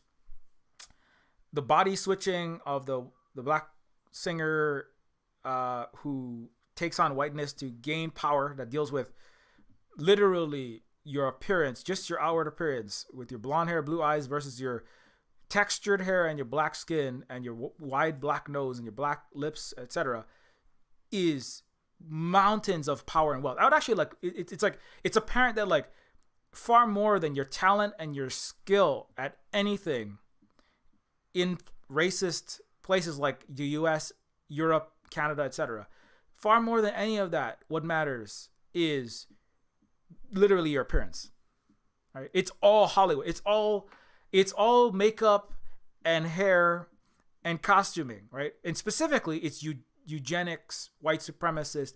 What you look like determines whether the cops are gonna help bully people for your benefit and arrest and kill people for your benefit, or if you're gonna be the one arrested, killed, and bullied and in prison. You just your skin color alone. That's night and day, right? What you look like, right, also is gonna determine what you look like. To a larger extent, after that, where you're from, how you talk, your history. That is gonna determine whether you get a 6-figure, high-paying job or you're like cleaning tables for peanuts, right? It's nothing to do with the talent. It's nothing to do with the talent, right? And that's a major point of the show. The women are all selfish, petty little whatever. The white women working at that fancy department store. The white dudes are even more useless.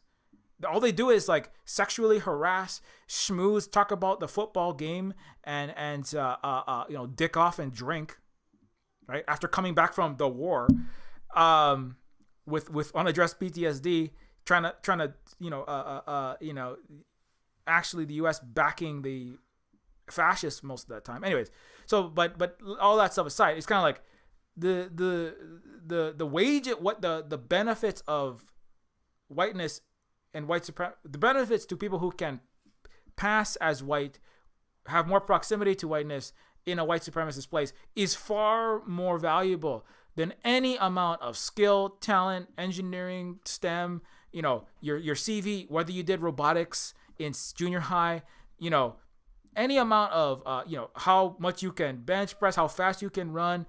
None of that matters. None of that. What matters is how white you are, actually, right? And then after that, then it's like, well, how rich was your daddy? How privileged was your daddy, right? And then that's what matters, right? In racist, capitalist, imperialist places like the U.S. and the Western countries, NATO countries generally. So that point is like, that's like very important in love. I also want to like say that again. So again, if you haven't seen this show, I would recommend you watch it just for that.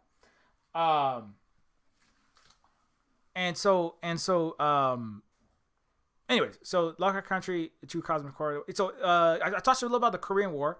So I like the fact that that's in there. I've done some. Let's see, just I have to put a little ad for all my YouTube videos, and maybe I'm gonna take a brief break. But I did do a video recently about specifically. It's not about the Korean War, but Amma and the horror. The horror is another horror show. So actually, horror is actually a very important genre, because number one, horror flies under the radar of the greater goldfish brain power structure, right? They're like, oh, well, it's just horror. Nobody cares about that. And so horror. There's another horror movie called Amma, and I did a video about the horror of being Asian in a Western world. So actually, this is not the first time I've talked about this specifically.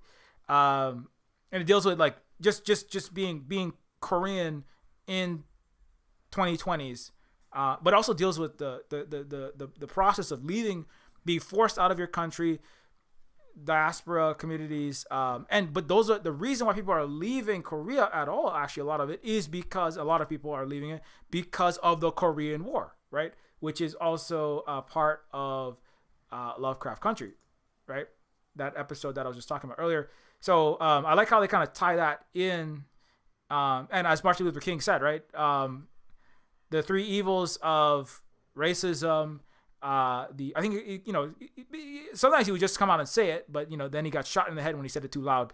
Racism, capitalism, that's the big one that nobody didn't talk about that in the mid 20th century. And you still are not supposed to. And militarism, right? Military industrial complex specifically.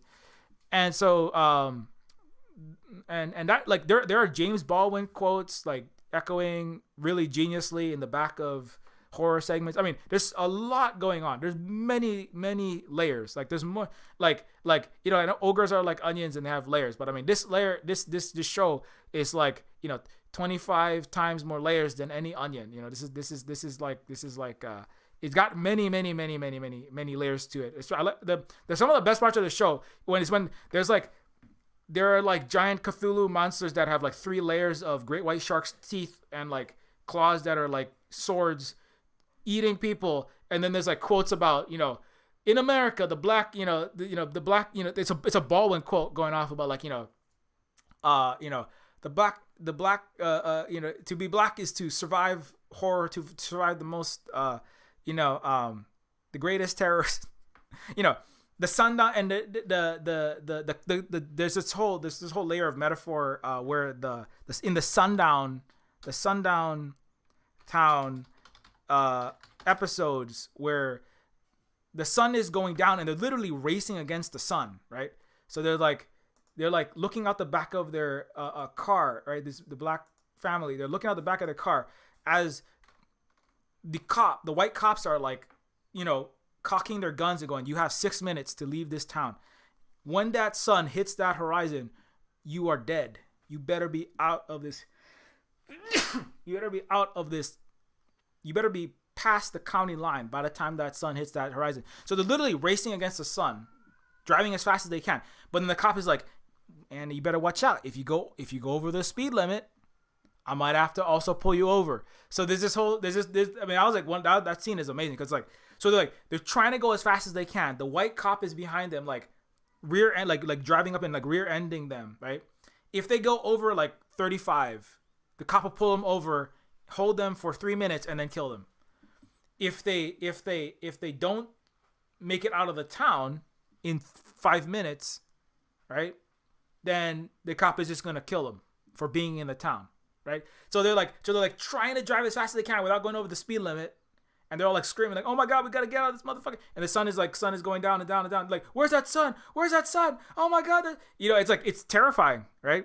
But it's like, it's terrifying. But the thing I like about, again, it's one of the important things I like about the shows that I'm trying to like give extra, praise. The horror of Lovecraft Country, right? Like, what was that show I was recently talking about? Let me look at my recent history real quick. No, it wasn't this one. The horror of Lovecraft Country, right, is, was it Woman King? Shit, I don't know. All these Reservation Dogs, Woman King, She-Hulk. These are all worth checking out. But the horror of Lovecraft Country is like in the same way that like the valiance and the rightful struggle of Woman King, which is about an African country with black African women fighters fighting against a racist colonial invader, right, in Africa. Actually, fun fact, fun tie-in. The Woman King, I believe the same tribe, the same country in Woman King is part of one of the episodes of Lovecraft Country. It's actually the same fight, if I'm not mistaken, or it was based on. It's very similar. There's a lot of overlap because there's African women fighters defending against an invading white military. There's a scene very similar to that. There's a scene in Lovecraft Country that's very similar to the Woman King movie and the story there. I don't want to give it all away, but let's just say it's during the more science fictional time travel episode, multiverse, metaverse episode. But anyways, of Lovecraft Country. But what I want to say was that in the way that the Woman King valorizes and praises an actual justified fighting, the actual resistance of the right side of history, which is when Africa resisted the British colonial empire, when the Kendake and the women general and politician fighters of the Nubian people, Ethiopia, resisted multiple Roman and Greek invasions and kicked them out, right? When the Korean people and the communist side in particular, like the Vietnamese also, resisted the white empire invading Korea, right? Battle of Lake Changjin is a movie about that. Decolonizers is a video game I made about the Vietnam War and the communists resisting, right? Which also had women fighters, unlike the American side, resisting the U.S. empire, right? So my point is that like those movies, obviously my game, but those shows and those narratives of those movies and those shows and those games and books are telling a story that is actually based on a historical fact, that is telling the truth about history and the world. Whereas, there are many other movies that are not, like movies that about how America's soldiers felt sad when they killed millions of Koreans and Vietnamese in the Vietnam, Korean, other war. And then there's just outright lies, like, G.I. Joe sort of movies that are just valorize the American military, that it's always on the wrong side, basically, because it's always invading other countries for racism, capitalism, and imperialism to oppress people. So when those movies are made, they are number one, lying about history, and also they are number two, valorizing evil, and just horrible systems like racist capitalist empire. And so similarly in Lovecraft Country, in the episode of The Sundown Town, where Lovecraft himself, right? Do you know H.P. Lovecraft, right? H.P. Lovecraft was a American writer of weird science fantasy horror fiction, known best for his creation of the Cthulhu Mythos. He was also an incredibly racist New Englander, who, I think Big Teo, I think is of Jamaican origin, if I'm not mistaken. And Lovecraft loved to say things to the tune of the dark, savage, the horror was actually sometimes not even metaphorical. He would just say, the horror is these dark people with their voodoo and their mystical practices that are going to doom the world, right? And he had all these, he was a very strange person. The black races, the dark races are going to doom the world by bringing their cosmic tentacled horrors, or he didn't always say it like that, but it's basically like, we have to rid ourselves of the darkness, right? It's like he was writing around the same time as Tolkien, right? The darkness of the dark peoples of the Muslim countries, right? Everyone east of West Germany, the dark African peoples, these people are coming for us. The orcs and the goblins, right? The orcs of Africa, right? Azov Battalion that the U.S., Nancy Pelosi, Trudeau, Biden, and Newland literally visit on a regular basis and applaud. Grease their bullets when they shoot at Muslims in Ukraine, saying, I'm going to put down these orcs and send them to hell. Because Muslims, the pig fat is it's a horrific racist desecration and disgusting. And the word orc is a European term for the people that are not Christian and European enough, right? And sometimes they're from the south, from Africa of Europe, or they're from the east, right? They're from whatever that stuff is outside of Europe. But all of that is evil. All of that is from Mordor or from Cthulhu, Nightmare, Void, Hell World. All that stuff is bad. The good stuff is in Europe. Everything good comes from Europe. Don't you know that? And so Lovecraft is steeped, is writing, his mythology is steeped in this racist shit. Specifically Haiti, because Haiti was a place that rose up successfully against white supremacy and throughout, and had a Haitian revolution that undid white supremacy down there. And Jamaica has recently said fuck you to the colonizer crown of Britain, and said the Queen of England, rest in hell, Miss Windsor. But a couple years ago, Jamaica said we do not recognize England as our head of state. And in fact, Britain, you have treated us horrifically to this very second, and we, the Jamaican people, do not like you or want you and to oppress us and hurt us anymore. So Lovecraft was specifically very much about he was incredibly racist in that way. And white people don't notice that because they live in the tiny little universe called the space between MSNBC and Fox News and CNN, which is about 5 inches. And so, so when you talk about Lovecraft Country, I was talking to a black and indigenous person, Alan Turner. He was actually an RPG writer and game designer. He's one of the veteran old guard indigenous. I think I'm spelling that wrong. He's a veteran indigenous and black game designer and writer from I want to say Michigan, or he might be from Chicago or from Detroit, one of those two. And I remember talking to him a couple years ago, and Alan was saying, Alan teaches game design at DePaul University College of Computing and Digital Media, Afro-Indigenous game designer, storyteller, artist, dancer, author, and performer who believes in the power of play, story as fundamental, powerful medicine, which shapes our sense of self and relationships. Anyways, I was talking to Alan a year and a half ago, and Alan was saying, 2 years ago? Somewhere in this Silver Spook YouTube channel, you can find the video. He was saying that, as a black and indigenous person, I used to, when I was growing up, he had a very, let's just say he had a rough growing up. Not unlike characters in Lovecraft Country, where in Lovecraft Country there's Atticus, there's abuse, there's physical, let's just say physical abuse, and among other kinds in households, right? That's part of the legacy, the sad legacy of colonialism is that the violence has knockdown effects and impacts inside the households, right?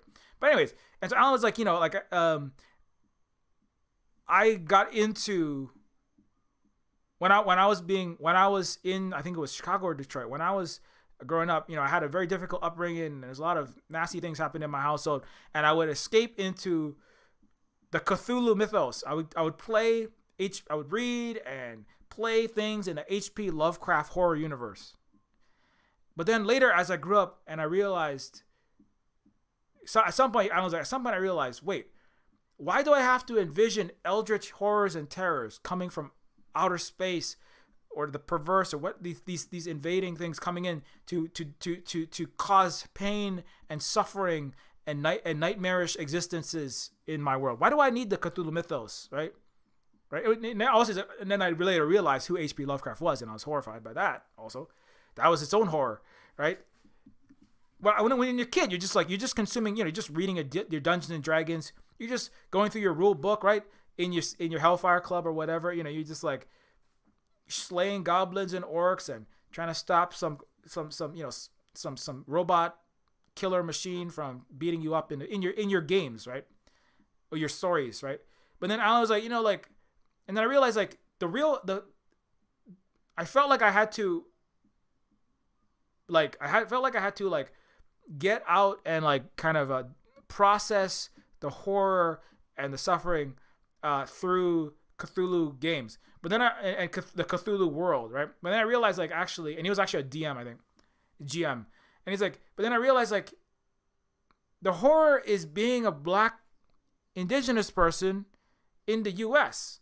The horror is just it's literally what I was, the point with, it's kind of the Lovecraft Country point, and it's certainly my point. The horror is not some external invading force with tentacles that's going to come inside and tear my insides apart. It's not like Hellraiser coming from hell. I mean, we watch Hellraiser and we love Holly and I watch all 12 of them, or how many are there? 56? I can't keep count. It's it's not something going to come in. It's just being in America while black. That's the nightmare. That's the horror. You know, my parents who lived that life, and now I'm like getting secondhand trauma from that, and then getting firsthand trauma, just like walking down the street and then a cop beats the shit out of me in Chicago. That's the horror, you know. I remember I was like, oh yeah, like it makes total sense, you know. But anyways, and so like, why do I bring that one up? Is because in Lovecraft Country, it is right. It's like that's the real horror. The horror is not. The horror is. I mean, okay, yes. There are actual, like, let me see if I can find a Lovecraft Country monster. Right, there are actual monsters. Right, in Lovecraft Country, there's this creepy, eyeless things, or things that have 25,000 eyes on every inch of their body. I think that's like a Lovecraft reference, right? They have forked tongues, and they're like the size of Volkswagens, and they have, just like 1,000 angler, needle sharp teeth, and weird Tyrannosaurus deformed arms coming out of their titties for some reason. And, there's like horrible things in it. Actual supernatural stuff going on, right? But then the real horror, though, right? The real horror of Lovecraft Country is that's actually more horrifying, which is that it's based on, again, that was a long point I was trying to circle back to, which is like, it's based on the real horror of the real history and the real present of the world, as opposed to some made up evil out there, right? The evil is, what if Russian orcs come and kill us in our beautiful white Europe, right? What if evil Chinese, right? What if eldritch, supernatural Chinese demons come inside of California with some kind of Chinese EMP rocket? What if the Chinese come in and give me COVID personally, right? Oh my God, these are made up nonsense, right? What if black people rise up and build an ethno state in America and enslave white people? Completely hypothetical, made up, non-problems, non-fiction, non-reality based, non-history based nonsense, right? But that's I mean, literally, you have brain damage. You have the equivalent of like taking a hammer to your hard drive level of distortion of reality, just reading or existing in the white world. Because all that stuff is not, I guess it's entertaining to read this stuff, and it's frightening to look at MSNBC, Fox, CNN, Washington Post, Reuters, be in a mainstream university in basically any department, because it's all bullshit. With the teaching anthropology, Adrian Zenz writes about the horrors of having 6 million people per day having an IUD and fucking forcefully inserted in their body in Xinjiang. What fantasy? Eldritch IUD demon, right? That's the sixth terror, is the eldritch terror of having, there's like the perverse, the void, the Chinese IUD, right? That's the terror for German university graduate in data and statistics, right? Doing sociological research without ever visiting fucking China. And his nightmare is, what if all of Europe has IUDs forcefully inserted into white women? I mean, we don't care about the black or brown women, but I mean, just imagine that, right? If Chinese system spreads, number one, do you see the level of fucking, right? It's like, yeah, I'm way off the top, but whereas like, and so a lot of movies and shows are based on that. The story, the Cthulhu universe is based on nonsense. Lovecraft is a racist idiot. Tolkien is based on racist nonsense. And he had real experiences in the war that was based on imperialist nonsense and ahistorical bullshit, which is that, we have to kill everyone east of West Germany. Otherwise, the great white Europe will be overrun with darkness and perversity, right? If we let Africa come out from under our fucking colonial boot heel, right, then we'll be overrun by evil gorillas and shit. I mean, I'm not even joking. That's King Kong, right? That's 2022 European propaganda to justify continued colonialism in Africa and war in the East. Because why are and then they have they have the fucking like brain, like complete idiocy and ahistorical brains to ask questions, ridiculous questions like, why is the African, Asian, and why is 90% of the world, Africa, Asia, Pacific, and Latin America, supporting Russia in the war in Ukraine, right? The ones who have the capacity to even figure that out, which most Westerners don't, they still think that the whole world is all standing with Slava fucking Ukraine and all the Nazi, right? But this is, you see, God, I don't even know where to start with this shit. So stories, there are movies being made about Ukraine right now. There have been stories made about that. There's stories all the time that are being told in Western media and in Western fiction. All of the Iron Man, all of Avengers crap is all based. The Avengers in Falcon and Winter Soldier, I got a whole fucking thread just about the Korean War and Falcon and Winter Soldier. I know there's one, I believe they're either Japanese or they're Okinawan or they're an Asian person. They always have speaking in Japanese characters. They like every 2 days they retweet the Falcon and Winter Soldier thread specifically because they're like, why is nobody talking about the fact that this is, whereas Lovecraft Country highlights the historical reality of the Korean War being horrific, mass murder, genocidal, imperialist war, anti-communist, anti-LGBTQ, and racist warfare, right? And Falcon the Winter Soldier just goes, well, the only thing about the Korean War is that black people, didn't get the super serum, but it lionizes the entire fucking Korean War. Anyway, so my point is that and that's how you know that all of the Disney products, or the vast majority, certainly the Avengers, is all written basically in lockstep with white supremacist capitalists and Raytheon, all the usual fucking suspects, right? Because they are not based in the actual history, and they can have fantasy elements, right? I'm not saying like storytelling and fantasy and science fiction and horror can't ever make stuff up, right? Because again, Lovecraft Country does make stuff up. It has some creepy monsters, it has body shifting, it's got witchy magic stuff, right? It's got science fiction, you've got tentacles, you've got like, there's the Korean furry tentacles. They're like fucking Kumiho fox tentacles coming out of eye holes. There's lots of fantasy and made up stuff. It's not like there's no imagination, right? I'm not saying, Cyberspook, you sound like you're saying that all movies and games and shows have to only be like documentaries about history from the fucking Spellman school or something, not the Sabrina Spellman. I'm talking about the Spellman with one L. And I'm not saying that. I'm saying like the important things, the actual horror and the things that we're trying to say about the world, like when it comes to the actual message, are need to be, or not that they need to be. I mean, it is beneficial to make progress in the world and to be honest about history and to move the people who are having their reality constructed in the interplay between fiction, in between discussions about that fiction that make ultimately reality along with the nonfiction. And if you ground the actual stories in history, it actually makes the stories better. The fantasy and horror stories are better because you can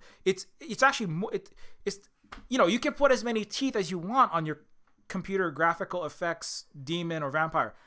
The thing that is really horrifying, right? The thing that really keeps you up at night is the fact that, you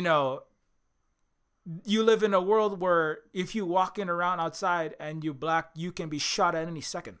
That's the real horror, because that's real. Like, the things that like Hollywood we're talking about, like the things that like we have like nightmares about are things that actually exist in the world that are terrible. Not the things that we just some CG monster, just some kids scribble on the. I mean, my kids scribble lots of scary stuff.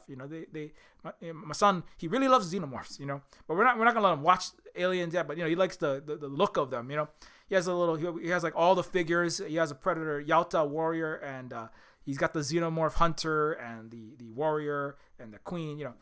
But the real scary thing is the fact that you live in a world that is happy to leave you out to die and it will get you nuked sooner than give up white supremacy by sending B-51 nuclear bombers into Germany, Ukraine, Poland, and Sweden. Like, that's a good fucking idea, right? The real horror is, just being not white in America. The real horror is just being a non-white woman in America, or just being a woman, like in a lot of places, or being especially a black trans woman in America, or being anywhere in the global South and not white, right? Being under Elon Musk's apartheid South Africa, that's the horror, that's the actual horror. The horror is not like, I'll go to Vietnam and shoot some people and feel bad about it, although that's horrible. You know what's worse than that? Being 3 years old and having your entire county incinerated by napalm from a U.S. military jet. And then, what's horror is like looking up at the sky in Yemen when you're trying not to starve to death, and it's a blue sky, and so you might get drone. You're in Afghanistan or Iraq or some Middle Eastern. Most of the world is in Asia, so actually most of the world looks up at the sky and wonders, am I gonna die today because the sky is blue? Today is drone day. That's horror. The horror is not, so to really tell a truly good story, and also an important story that's worth telling, I think it has to be grounded in the actual history. Grounded in history, not necessarily, it doesn't all have to be a documentary, right? Because people don't necessarily want to, it's fine to watch. Some people, documentaries are important as well, but everything doesn't have to be documentary, because, sometimes people want to watch some fantasy, have some drama and, not fall asleep. I'm not just saying that all the documentaries are that boring, but what I'm saying, right? And so that's where this show and all the shows that I give good reviews, I think that they are doing that, yeah,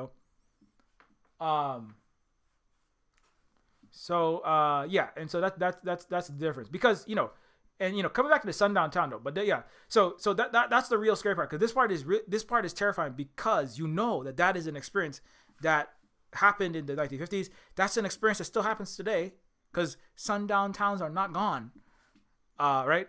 And so they're driving, the sun is going down, the cops chasing them, rear-ending them. They're trying not to go above 40 miles per hour because the cops pull them over and then they're dead.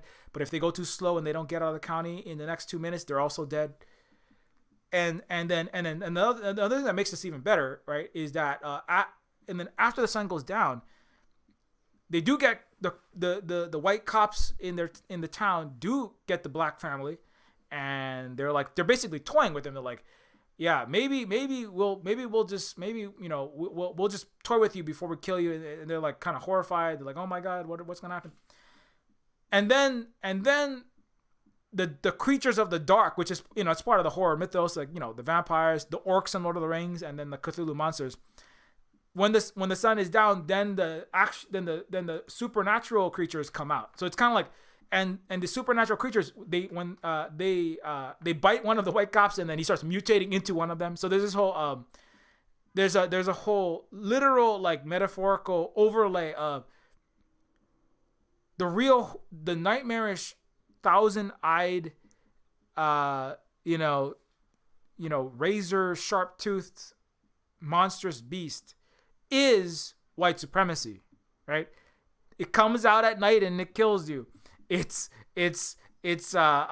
ruthless, bloodthirsty, and unstoppable, right? And it is like, and so the way that so the black family is like, where's the flashlight? Don't let the flashlight go out. Don't let the candle, because if the candle or the flashlight goes out, right, they're like shining the flashlight at these supernatural beasts, because they can't stand the light, right? And like, don't let the flashlight go out. We gotta get somebody run as fast as you can. Like, and the one lady's like, I was like, I was the top of my track team. I'll run and grab the car, bring the light back. So it's all the horror. How are we gonna survive? Oh no, the car won't start. It's all the usual horror stuff happens. But then it's like, and then there's this overlay of like the sundown town where white supremacists come out and kill you in the night, in the darkness. The Cthulhu demons are the white horror that comes out and kills you in the darkness. So you have to keep the light alive. Keep the light alive. Don't let the light die. It's kind of like, if the fires in Minneapolis, if the broken windows of the Walmarts and the Sears and the riots for George Floyd and Black Lives, if the fires of police precincts in America go out, the white supremacy comes back, and Biden and his $2 trillion worth of cops are going to murder and enslave everyone. You know, it's like literally like that, right? And like later on, like, unless America is fucking burning and on fire with the light pushing out, the real Eldritch Horror, which is Western racist capitalist normal Western way of existing. If the fires of the riots go out, we will be eaten alive, which is why that's the times when anything has ever moved forward is when America was fucking burning with often violence.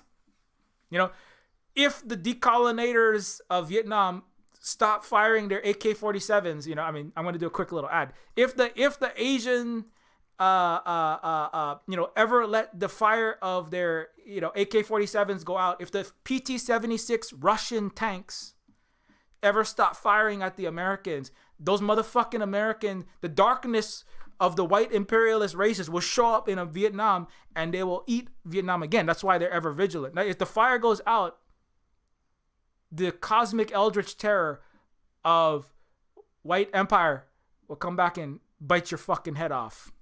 And it'll take all of your silk, your coltan, your copper, your fucking Vietnam is rubber, and all of your coolie slaves that it can, and it'll put you back where it wants you, which is in its stomach, right? Digesting you, your land, your culture, everything you have. So it's like, so that metaphor of like, you can't let the light go out. When the sun goes down, we're fucked. It's like, it's very powerful. I don't know if everybody's reading it that way, but that's the way I'm reading it. Anyways, speaking of not letting the light go out, let's play the trailer for Decolonizers, and I'll be back shortly. 1865. The U.S. invades Vietnam to prevent the spread of communism. The Americans bomb them into the Stone Age. Hundreds of thousands die. But the Vietnamese fight back with all their might. Time to kick some capitalist colonizer butts! I'm back with my tank. Ouch! Cheese butter scratch! Your little commie village is about to be burned down.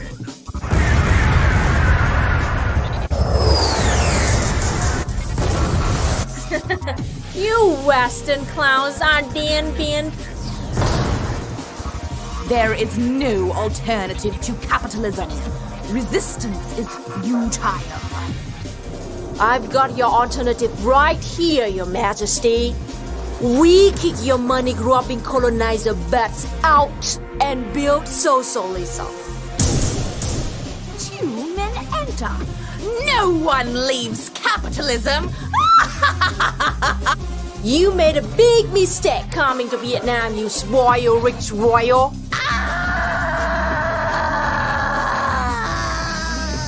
Starring Luna Oy, with Ophidian the Cobra and Kate Nix. The Decolonizers. So anyway, that's Decolonizers.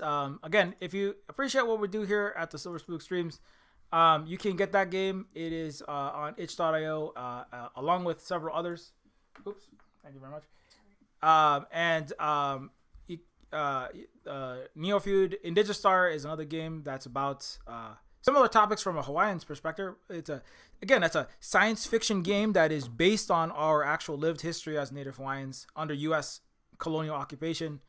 But if you don't play games, you can also just support us by, like the stream, there's a Ko-Fi link, direct support. Like, we definitely need as much as we can get. Become a Patreon member. Thanks a lot to all of our Patreon members. But if you have been, if you enjoy the content that we produce, we do appreciate and we do require money to keep the lights on and the house going. And so if you have consumed a large amount of Silver Spook content, consider like how much that's worth and maybe throw some of that to the Patreon and or the Ko-Fi. And at least please like and share the stream around. Because it really does help out. We don't let that light go out. I can't. If the Ko-fi and the Patreon starts flowing, that's the gasoline that keeps the fire on. The lights here that are flashing on my eyes, and the fire of the Silver Spook stream. And if that light goes out, now there's other people, but that's one less light that's gonna keep the fucking Cthulhu monster of racist capitalist imperialism eating your entire planet alive, right? So consider keeping the lights on at the Silver Spook Cooperative, so we can keep the fire of pushing back against all of this nonsense going. Anyways, but yeah, thanks a lot. Let me drink a little bit of this water. So I think I should be getting out of here soon.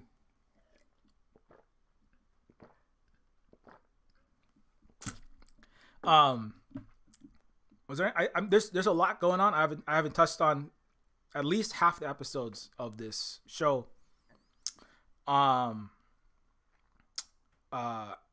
If but one more thing I want to hit. I didn't really touch. There is a whole episode. I'm a science fiction. My primary the primary mode of storytelling that I engage in is often in science fiction and cyberpunk specifically, but more science fiction-y, I would say. Although I'm kind of moving and branching off from that, but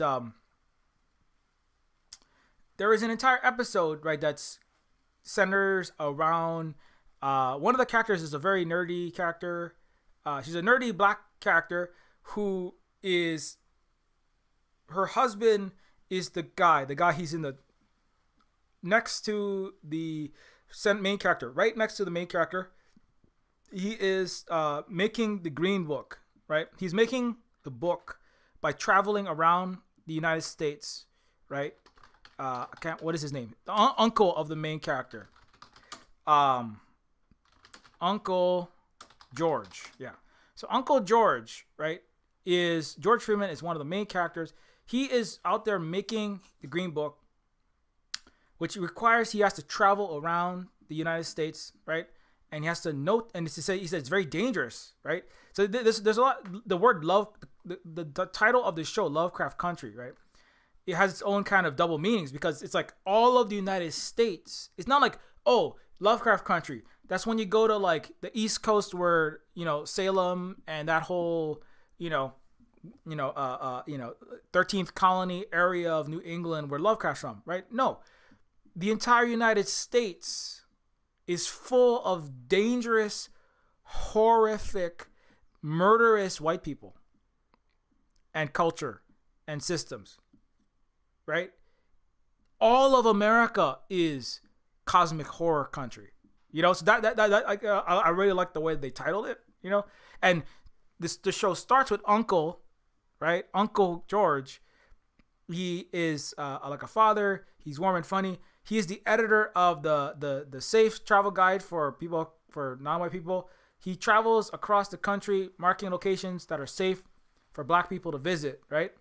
But he's like, he won't let his wife go with him, or he doesn't take his wife with him, or she doesn't come with him for whatever reasons, right? Because he's not incorrect. He's like, it's dangerous out there, honey. Like I'm on that road. If I stop into a diner, that diner could be run by people who lynch black people, and we could be dead. I could die. I've had, and the thing is, when they're driving around America, they get chased and shot at multiple times by, again, police officers, and George and they show up they just show up in a diner. It's not really a specific diner. They just show up in a diner. It's the wrong diner, and they found out white people had lynched and stolen a black woman's business, and when they find a black family is in that new "we don't serve black people" diner, those white people chase that black. They're like chasing them down the street, shooting at them, and the cops are helping. The cops are helping the white business owners chase black people down the street, shooting at them on the highway. So that's one of the horror. It's like literally all of America is fucking horror show if you're not white. Now it's a utopian. That's the weird thing, right? It's like the United States is like it is like the underside and Happy Hawkins, Indiana, right? Except it's the horror is for non-white people, but it's the best place on earth for white people. You know, it's like, oh, we're all in happy, wealthy, prosperous. In Europe, it's like that too. Oh, it's so great if you're a white German, you're a white French, you're a white British. But if you're Muslim and not white in France, well, you might be dead, or you're probably in prison.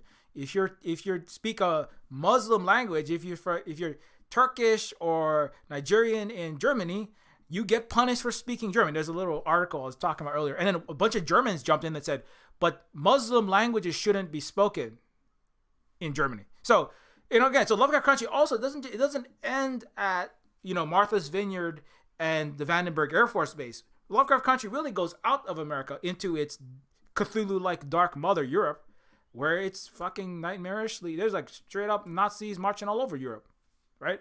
And fighting wars for America in Europe. So Lovecraft Country is everywhere. It's everywhere, right?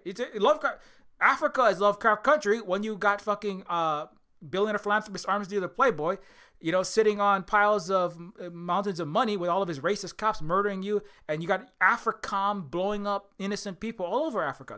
Africa is also Lovecraft Country, as long as colonialism exists and racism exists. You know, Asia, fucking Afghanistan is Lovecraft Country. You look up again. What am I gonna die today? Because America's over the horizon drone strikes might strike my town and burn my family in their house, like a Tulsa massacre, but from long range. Actually, not, because part of the Tulsa massacre was dropping napalm on the houses of and businesses of black people. So Lovecraft Country is really the earth, right? In that sense, there is no edge. There is no. It's not. Oh, Lovecraft Country is this spooky, scary part of New England where the Salem witch trials happen and there's all of this bad things that happen. Like, no, motherfucker, bad shit happens to non-white people all over this goddamn planet. Doesn't matter where the fuck it is. It's not, oh, but that's the white conception of horror is, what if I move into a spooky house and my guilty conscience is like, what if there's some indigenous demons in there that's going to come up and haunt my shining hotel, right? Right? It's like, what if I move into a weird, scary house, right? That's made up bullshit. The real horror is just existing while not white. It's just existing while black, or existing while indigenous, or existing while Asian in the planet Earth. It's all Lovecraft Country, right? So there's that, you don't really get that till like you gotta really look. You gotta watch a few episodes. You might never, if you're white, you might never get that. Because you're just like, oh, I don't get it. Why weren't there more white people? You're like Elon Musk. You're like, right, the most powerful, richest man and the smartest man in the Western world, right, the smartest man, right. That's the best that America and Europe have is Elon. And you're like, why aren't there more white, brave, smart characters in Lord of the Rings, right? That's all. A white person watching Lovecraft Country, the average one, that's probably what they're thinking, right? Because the average white person is right to far right, and then they just, you know, they're upset there's any black people in any movie ever, right? They're still mad that there was a black fucking Finn stormtrooper in Star Wars, right? So I mean, they can't, they're black dwarves, black elves in my Lord of the Rings, right? But if you like have brain cells or something like that are functioning, that don't have 6 layers of COVID in them, then you watch Lovecraft Country and it starts to make sense. But you know, and so there's that, and so there's the science fiction aspect though that I was kind of touching on, and I kind of went off a little bit, was so Uncle George is making that green book for all of the United States, which is all Lovecraft Country, right? And he is, but he doesn't take his wife because it's dangerous. It is dangerous. It's fucking dangerous, right?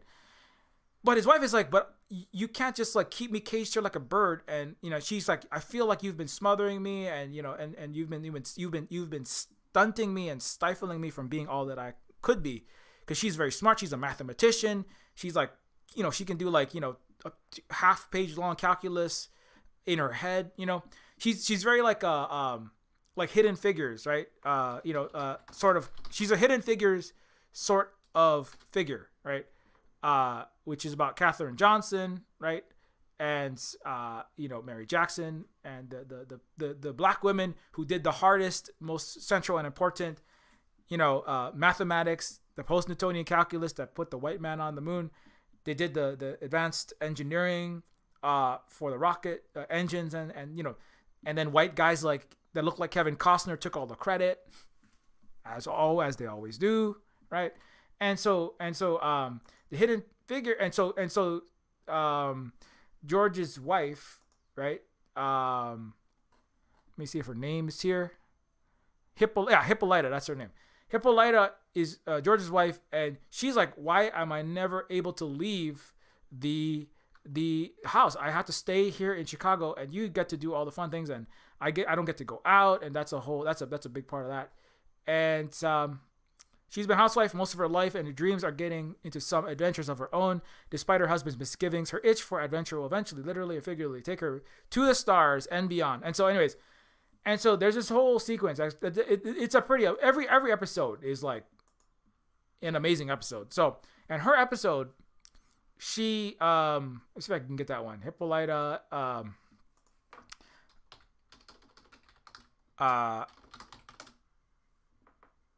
episode 7, I Am. Yeah. So in this episode, Hippolyta, like she basically solves, there's a kind of retro 50s astronomical device. It's very like retro 50s pulp.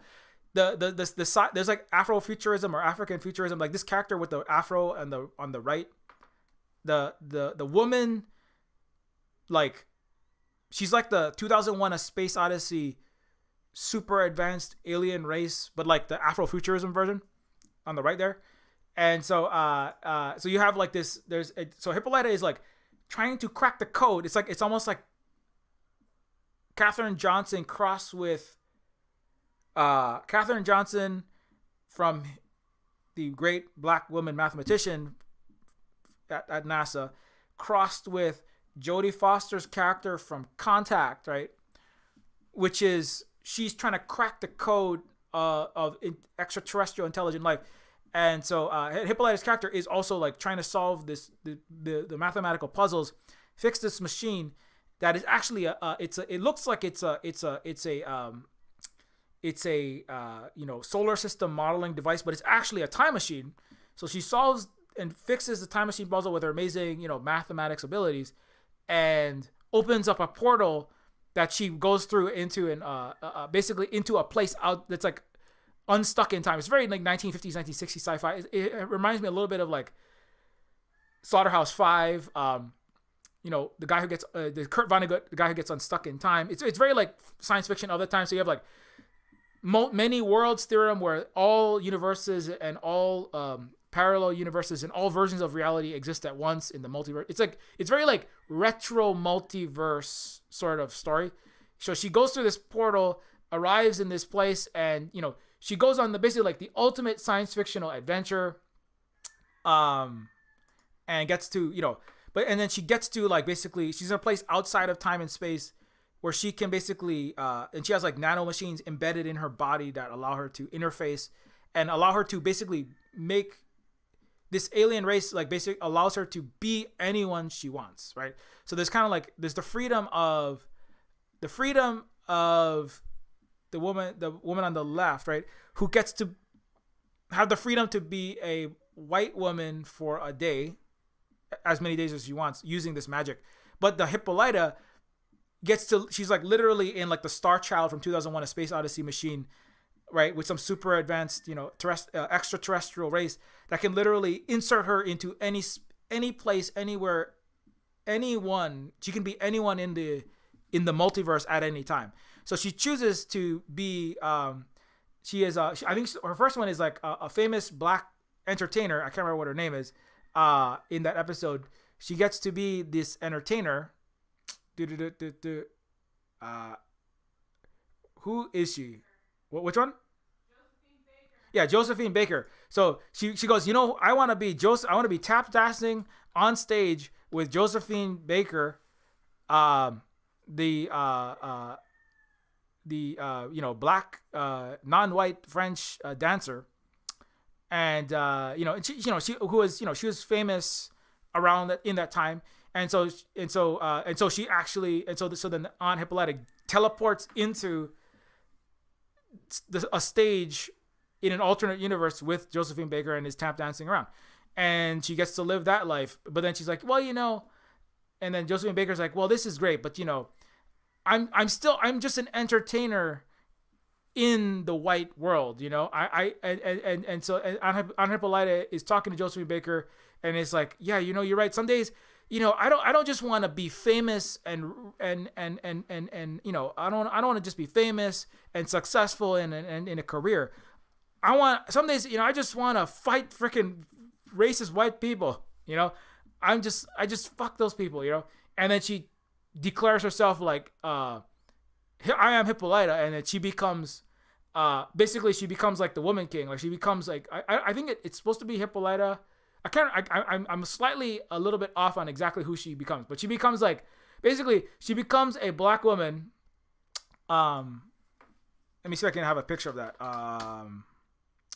Hippolyta, fighter, African. Let's see. Yeah, Hippolyta, a race of female warriors known as the Amazon. So it has a little bit of overlap with Wonder Woman, in the sense that there are ostensibly Greek, right?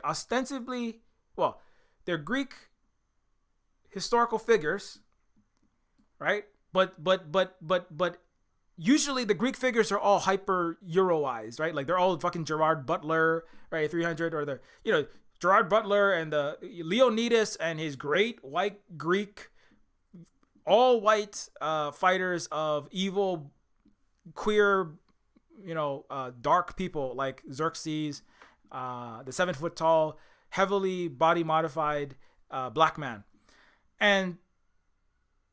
But in this one it's Hippolyta, but she is a black, and all the Amazons are black, right? I mean, in their skin color, they're all black, and she which is actually, and there's a whole that's a contested part of history, which is actually the origin. I mean, I have entire video series on that as well, which is that the history of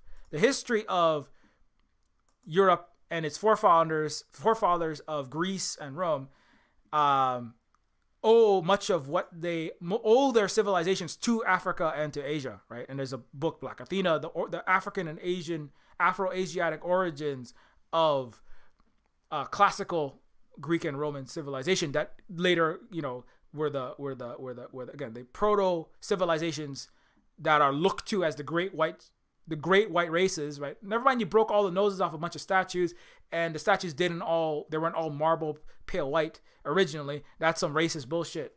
So anyways, where was that? That was from like about 6 months ago. I was doing a lot of those. But anyways, yeah, I have one about Wonder Woman and stopping war in Europe, and that one deals with the fact that there are black Amazons, Western centric anthropology and Age of Empires, alienization of indigenous feats, imperial fantasy bullshit, and where's that one I was looking for? Fuck. I made one specifically about Stargate. Oh yeah, alienization of indigenous feats and Stargate. Anyways, so she, the point is that like she, on Hippolyta, goes back in time, tries to have her, she imagines herself being in this amazing career, and like the machine just basically teleports her in space and time. She becomes that. It's actually, the Slaughterhouse-Five has that, where Willie Loman gets unstuck in, no, not Willie Loman, it's like the main character, he gets stuck in time and he starts becoming all these different people through jumping through into the future, into the past. He's in the war all of a sudden, then he's in 1950s America, suburb. Anyways, I don't know if I'm okay, let's just put Woman King up, because that's basically what it is, right? Woman King, so Aunt Hippolyta is like, I don't just want to be a successful dancer. I don't just want to be successful in some career, I want to be fighting these white supremacist fucking white people, I want to do violence, she's like, I want to start some fucking fire, right? And so she basically teleports through space and time in 2,000 years ago, or some thousands of years ago, and she gets trained by a great warrior, and she becomes the leader of a fighting, of a woman-led military force that is fighting against invading colonizers, right? Now, there were the British, but before them, there were the Greeks and the Romans there were Greek and Romans that did come into Africa.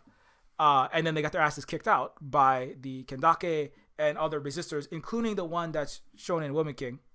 Not over the longer term. Well, I shouldn't say the longer term. In the last 200 years, Africa has had less successful wars kicking out justified fighting to kick out invaders. But this century is not gonna. I don't think this century is gonna be. I think this century is gonna turn against Europe in favor of the African peoples who are justified in their resistance. Anyway, so she actually fights, and she like directly battles white colonizers, and kicks the shit out of a whole lot of them, and she's like covered in all their fucking dead white racist blood. So it's very like a cinematic decolonators moment where you just like kick the shit out of some racist white fucking imperialist assholes. But then she's like, well, I mean, but I don't know. And then she fights and bravely defends her country and her people against white colonizer invaders. And then it's like, but I don't know if this is it. And then so she says, after she's like soaked in the blood of her enemies, she's like, all of her white dude enemies, she's like, maybe this isn't everything. Maybe I am Hippolyta. I am the mother of, I am a mother. And so she has a daughter. So she comes back to Chicago, where she came from in the 50s. And she sees her husband. And then there's this whole thing about like, what she really is feeling is, I'm really angry that I was never allowed to, like simultaneously, she's like, I understand why you, Uncle George, didn't bring me with you on your journeys to make the Green Book, right? In Lovecraft country, because it was dangerous. But at the same time, you did stop me from becoming a great physicist or a great mathematician or lots of other things too. And then George, like it's kind of like it's a George in an alternate universe that she has, again, science fictionally teleported, or transdimensionally multiverse, materialized into. And then like he has this conversation with her, and she's like, yeah, I guess I did that. And so she kind of like realizes like what she really wanted was just to like be able to try and fulfill her destiny, try things that she wasn't allowed to do. So there's kind of patriarchal aspect to that, even within there are two black people having this discussion, but you're getting that sense.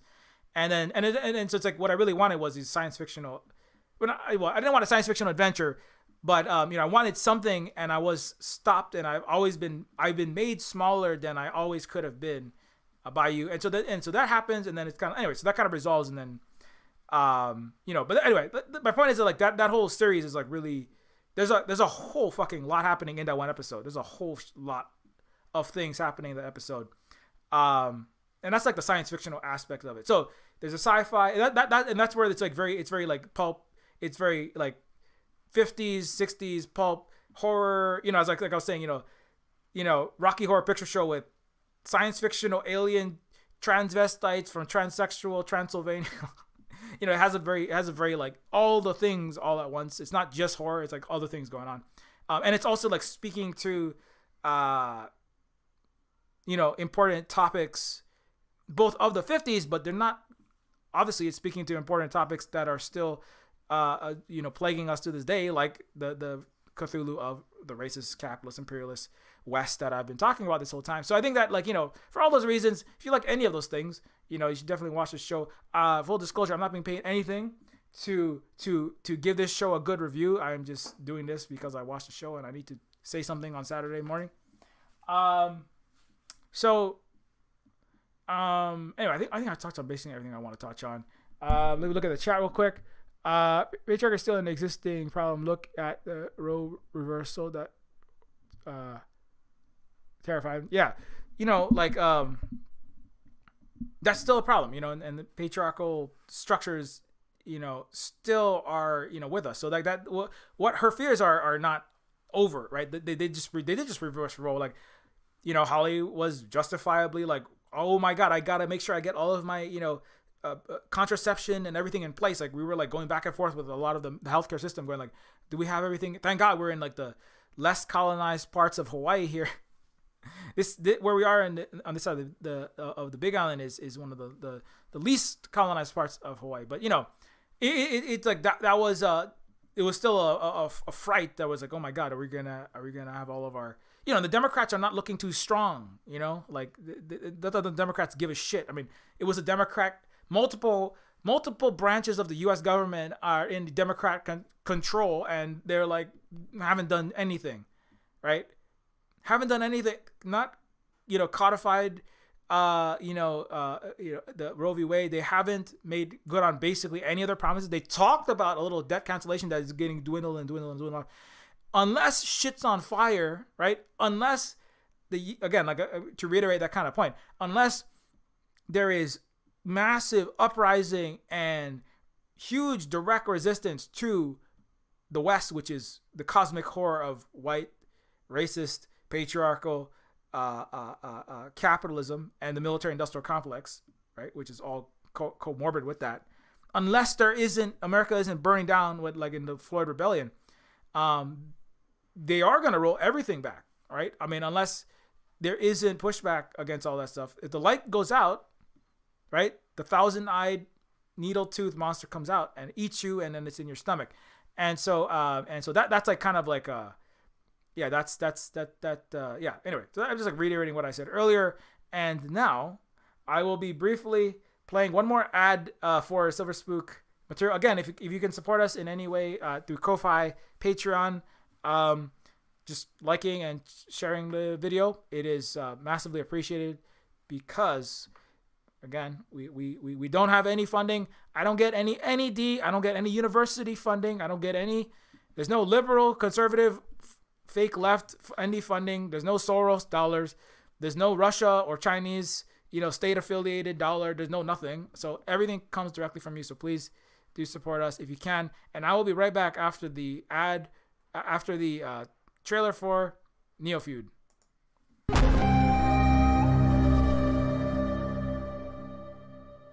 The Illuminati created us. They wanted to build a god with their own hands, and instead they created us. Just because I'm made of silicone and aluminium, I must be doing something wrong. That's machine stereotyping, that is. That's reality, that is. Machines are second-class citizens. Humans are sentient persons by default, ma'am. They have personhood by heredity. There are thousands upon thousands of overqualified slum dwellers. You are my peon. Don't you get it? This wasn't a job. It was always just an excommunication sentence. We're pawns in a feud bigger than we can imagine. Turn the cogs of the machine before Leviathan grinds you up and swallows you and yours. We don't get to choose our hand, comrade. Prince, peon, rich, poor, human, robot. I invented the crux of the royal's power, the secret to consciousness, our existence itself, the meaning of life. I'm the $6 billion baller. Have some trouble, youth. You are my greatest creation of all. I had to build my own family. I hate your son. I hate your son. I'm happy to smash all of the crowns and throw the gold shards down to the people. Be the iconoclast queen. But who makes you queen anyway? You? You in whose army, princess? You in whose army?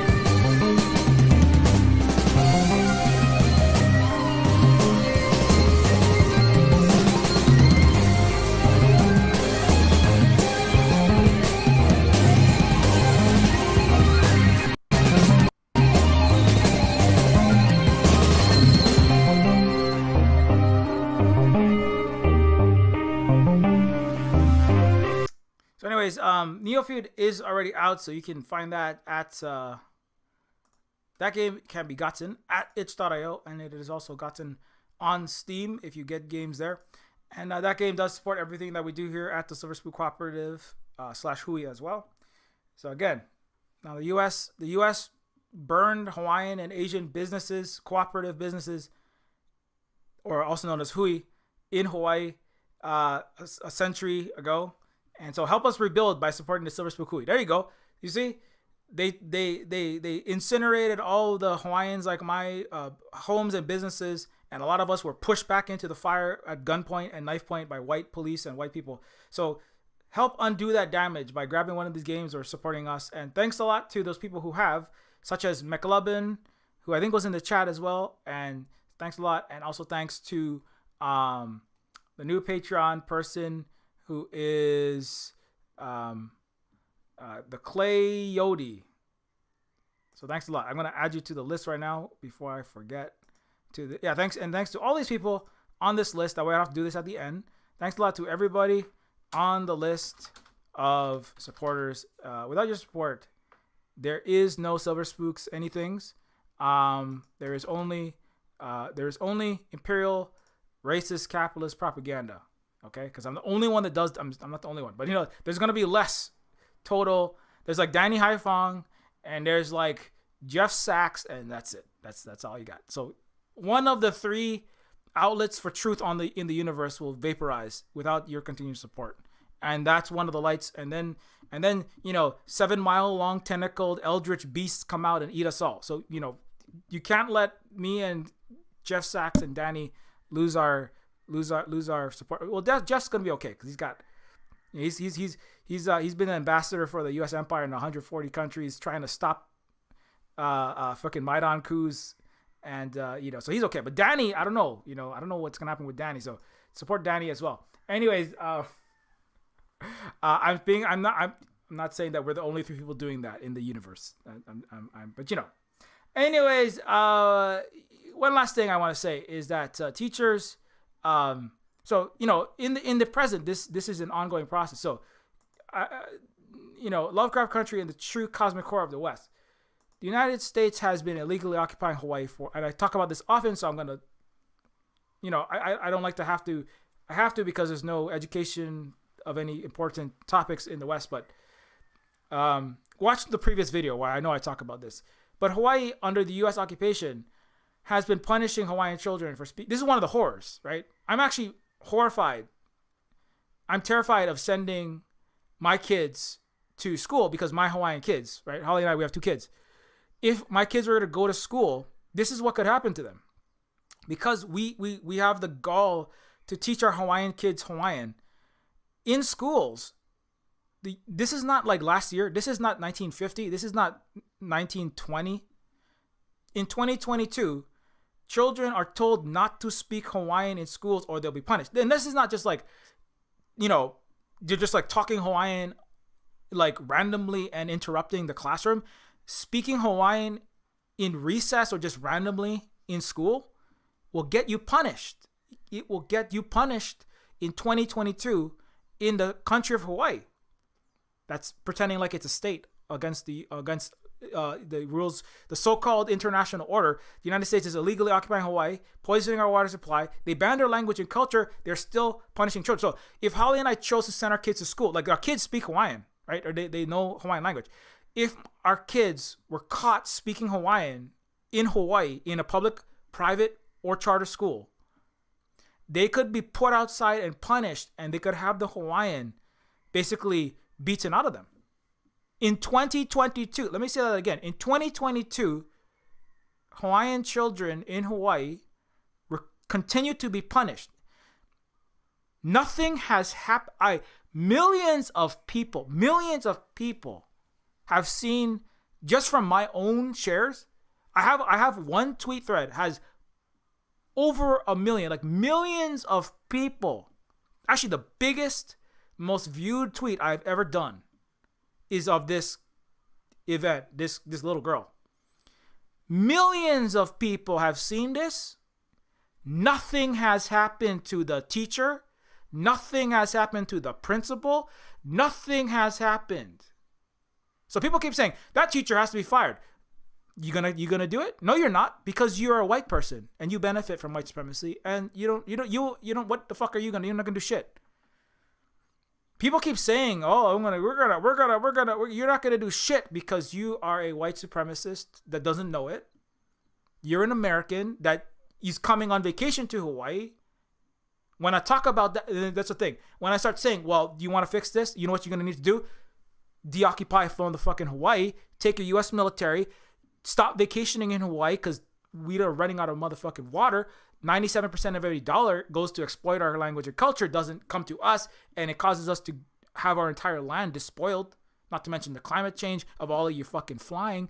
And then the millions of people suddenly they run away screaming, or they get mad at me and they call me an anti-white racist. So the reality is that the U.S.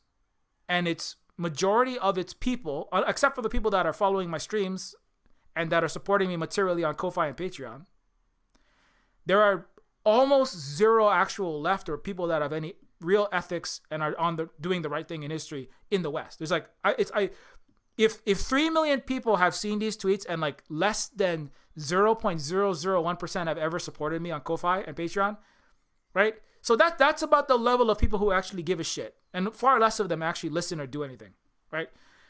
There's about less than 1% of the U.S., Europe, Canada, and New Zealand.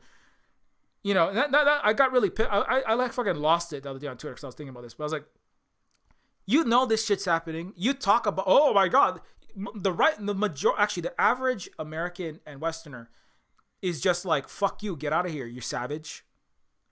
Let America take your land. You don't deserve to have that land. That's the average American response. And that's the average European response.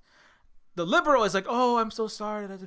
But quietly stab you in the back but can you get the fuck out of here so we can have your land, put more F-22s on your land, and keep vacationing and making tons of money and having white sand beaches, what you serving your brown bodies and your brown labor serving my Mai Tai. So, and then the left is like, oh, I feel sad, but I'm not going to do shit.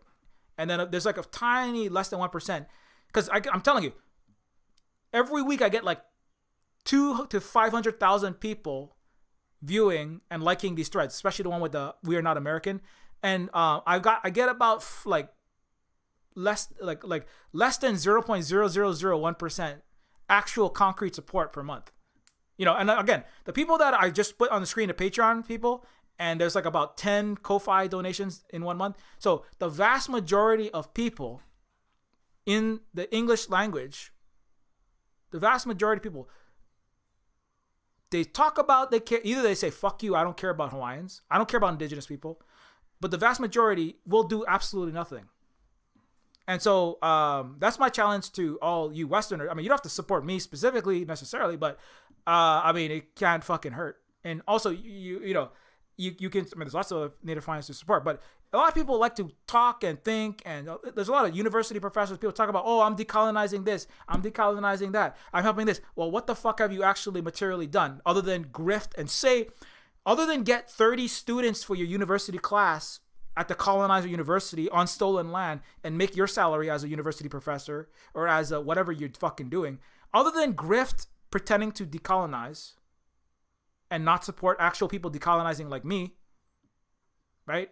What have you fucking done? And the answer is I've calculated 99.9992% of people have done nothing in the West. I mean, outside there's other people, but I mean, I'm just calculating the number of people that are viewing and mass consuming my content and letting me do the labor for free and talking about, well, I get 100 or 2,000 fucking racist, or not 2,000, but I got like hundreds of high replies that are auto hidden. Now they probably won't because Elon took over and he's going to put mask off fascism back in charge on Twitter. But I get mountains of racist replies saying, shut up, Hawaiian, you're full of shit, you deserve to be conquered.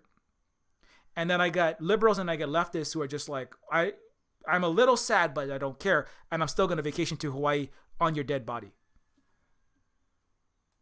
So I don't want to hear anymore.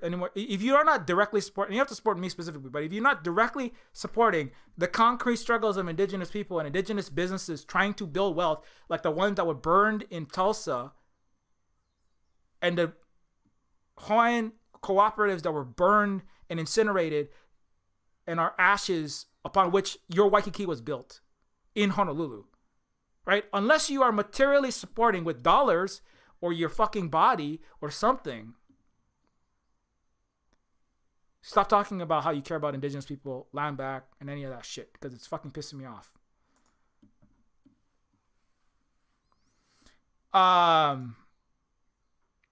In Germany, a 9-year-old girl was speaking Turkish to her friend during recess. A girl overheard her and demanded she speak German. They punished her by forcing her to write paper on why we speak German in school. And then her parents. And so I know Big Teal. I know that you teach in university, but Big Teal is putting the money where the mouth is, because I know Big Teal, number one, supports us. Also, Big Teal does a lot of labor and time to moderate and help Danny, not just Danny Haifa. People that are actually doing the work, and then if you are somebody, and I know all of you, if you're a university professor and you're not fucking supporting me and you're consuming all this content, you are a hypocrite, and you don't care about indigenous people. Stop talking about decolonization and making money from decolonization. Stop talking about it, because you want to get in young people who have ethical bones in their body into your fucking university anthropology, sociology, or cultural studies or game class. Stop talking about it. University professor, I'm talking to you right now. Stop talking academic, writer, influencer, university professor, especially if you're fucking white. Stop talking about decolonization, because you're just grifting. You're making money for a university on stolen land for yourself, doing nothing. So shut the fuck up. Anyways, because I'm thinking of, there's some people there's some people I'm watching jumping on all kind of bandwagons, white people are going all over for Jacqueline Keeler now. They're going all over for dunking on Sashi and Littlefeather right now, right? And a lot of these are the academics, And I mean, I'm not just here to dunk on academics. I'm here to dunk on academics I'm here to dunk on people who are ostensibly saying that they care when they don't. I would rather just be a fucking Nazi already, okay? Just be like, I hate you, Silver Spook. I hate Hawaiians. I want my vacation, okay? Either do that or put your fucking money where your mouth is. That's what pisses me off the most. I'm not saying I don't get pissed off by Nazis, but at least they're honest about who they are. I'm not saying I get pissed off by the average American and European who are fucking racist pieces of shit Nazis, but at least they're honest about who they are. In Germany, a 9-year-old girl was speaking Turkish to a friend during recess. A teacher overheard her and demanded she speak German. They punished her by forcing her to write a paper on why we speak German in school, and then her parents sued the school and won. And so, the reason why I bring this up, it was interesting, because I had the average German response was, on Twitter, you have to speak the language of Germany in Germany. You don't speak any other languages. Number one, I don't know, the education system in Germany is broken. Because this person had like a PhD in Germany, by the way, and they were saying you have to speak German in Germany. Number one, I don't know if you know, and it's against the law. I don't know if you noticed that the lawsuit was won. So I'm not saying that the German state is legitimate, because they back U.S. imperialism and they're racist as fuck. So I'm not saying that. But even this person with a PhD from a German university, who claimed to be a leftist with a Rosa Luxemburg quote, was telling me that it's illegal to not speak anything but German in school, which is patently so. Again, Germany, I don't know what kind of universal I'm glad that you have your so-called universal free education. It's not universal, because black and brown people are excluded, especially people from Muslim countries. Number two, Germany. I don't know what kind of education you're giving there, but the other thing is, this is the bigger point. There's so many levels to that response, right? Which is one person saying this is incomparable. You can't compare what happened in Hawaii, where the little girl was punished for speaking Hawaiian in Hawaii, to Germany, because Germany isn't conquering anyone. Germany isn't invading Turkey at this second, but Germany has participated in colonialism in Africa. Germany is literally where the African continent was cut up like a slice of cake. So number one, you're just wrong. Person with a PhD from German university, number one. Number two, the point is not that like Germany is. The point is not that Turkey, like Germany, is in Turkey making Turks. I mean, yeah, there's a whole nother level to the Hawaii thing, where the U.S. is in the country of Hawaii, punishing children for speaking Hawaiian, right? But then there's another whole thing going on here, which is that people, right?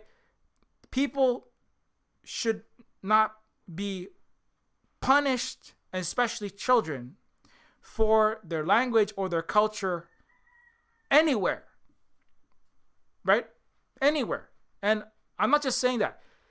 If you speak Uyghur languages in Xinjiang, if in 2022 and anytime actually, you are not punished. In fact, you're actually supported for that. And that's in a country that America and Germany are calling their arch nemesis, right? Adrian, German Nazi Zenz, who writes all of the anti-China propaganda, is writing lies about a place that actually allows people to be as bilingual or trilingual as you want, right? If you spoke Chinese in Hawaii, right?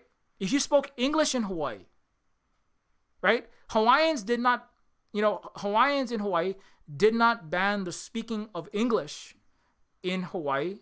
Now, this is a little bit of an aside, but this is I got to go off on a little bit of this. If you spoke English in Hawaii, right, you were not banned from speaking Hawaiian, right? Prior to the U.S. came to Hawaii, banned our language and culture, stole our land, imprisoned our leaders, poisoned our water, mass incarcerated us to this day, right? Like I already said, right? But if you were in Hawaii in the 1800s, number one, we had mass transit, we had railroads, we had electricity, we had all of the advanced amenities that were ahead of Europe and the U.S., right? We had the highest literacy rate in the world, right? We had, again, highest literacy rate in the world by far. Every country of Europe was behind Hawaii. We had universal health care, mass affordable transit, virtually no homelessness, robust system of worker cooperatives that you America incinerated in the 1890s, 1900s, right? In the Chinatown fires I talked about earlier. Asians and other people were allowed to, if you're Chinese, you could, in these cooperatives, you could speak Hawaiian, or you could speak Chinese, or you could speak Japanese. You could speak English, right? Most Hawaiians were trilingual, right? Hawaiians didn't say, you must only speak Hawaiian in Hawaii. Do you see that? It's not saying that like, you're in Hawaiian, and so, it's not about like, what language people, it's not about like people speaking a certain language in a place. It's like allowing people to choose to practice the culture, speak the languages of that they wish to practice or choose. If you don't understand something, you can ask people to switch languages. This whole concept of everybody has to speak one language, this is actually not necessarily historically correct. Basically, most of China is at least bilingual. Like in Hawaii, most people are bilingual because often you have universal common tongues. Actually, most of Turtle Island prior to colonization, right, they had a universal sign language, Cahokia. Major cities in North Central and South America, where they had advanced trading networks, they had waterways, they had canals, they had very advanced science, especially when it comes to cosmology and to time, and especially in South America. They had the most advanced coexisting natural climate preserving and ecology preserving technology in the old growth forests and, pluricrop permaculture in all of Turtle Island, actually. And everyone was bilingual, basically, right? So, but the concept of you can speak 1, 2, 3, 5, whatever languages you want, right? And then if someone doesn't understand, you just change to a language that you can understand. But that, it seems simple, right? But think about America, right? You're in America, speak English. Number one, that's back. You're in Germany, speak German. You're in France, speak French. This demand, right? The demand that people must communicate in a tongue, and it's always a white tongue. It's always always racist. It's always supremacist. It's always colonialist, right? You must speak the good language, for you are the bad, dark, wrong language. It's not Christian. It's not civilized. It's not something enough. That concept it's really interesting, because if you talk to the average European, the Euro settler American, or the average German, they don't even realize how incredibly racist and fucked up that is. It's like, obviously, you're in America, you speak American. You're in Germany, you must speak German all the time, even at recess, even in your house. We're going to put German Stasi inside your little house as a Muslim, Turkish, Nigerian, you're Armenian, you are brown in Germany. We're putting police in your fucking house. You and your children will speak German at all times. But the average Nazi German, which is just, there were more Nazis in power in Germany after the U.S. Installed them after World War II. The average Nazi, it's just the average Westerner, they just mask on Nazis. They don't even fucking get how racist that is. Right? You will speak this language, right? The reason why Hawaii succeeded is precisely because Hawaiians did not ban Chinese, Vietnamese, Japanese, or other languages. Hawaiians allowed different cultures and languages, like this is Sun Yat-sen, the father of the most successful socialist country in the world. Because Hawaii allowed other cultures and languages to coexist, and in different contexts, you would speak different languages depending on who, you were talking to, right? With some common, tongue, right?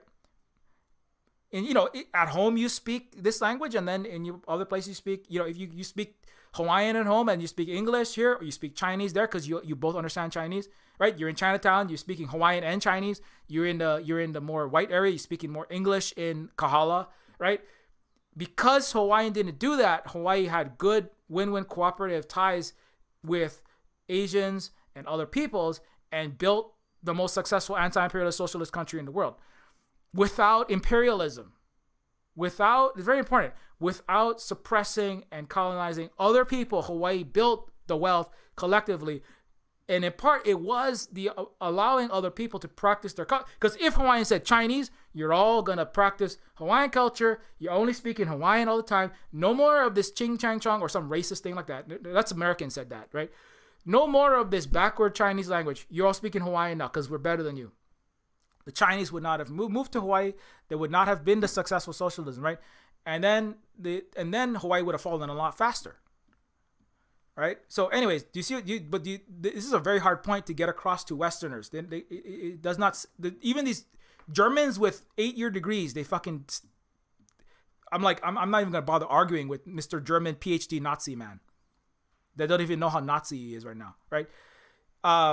The concept that you must speak a particular language. It's like, yeah, okay. If somebody doesn't understand, right? Or like, hey, we're in Germany and we're in a restaurant and you're trying to order and I can't understand you when you're speaking Turkish. Okay, well, maybe try speaking German because I can't understand it. Okay, but it's like if two Turkish 9-year-olds are in the German restaurant and then they sit down and they talk in Turkish to each other, and then you demand that those kids speak German to you at all times, right? That's the racism, right? And somebody pointed that out to the German, and then again, this German with a Rosa Luxemburg quote in their fucking bio is like, no, you're wrong.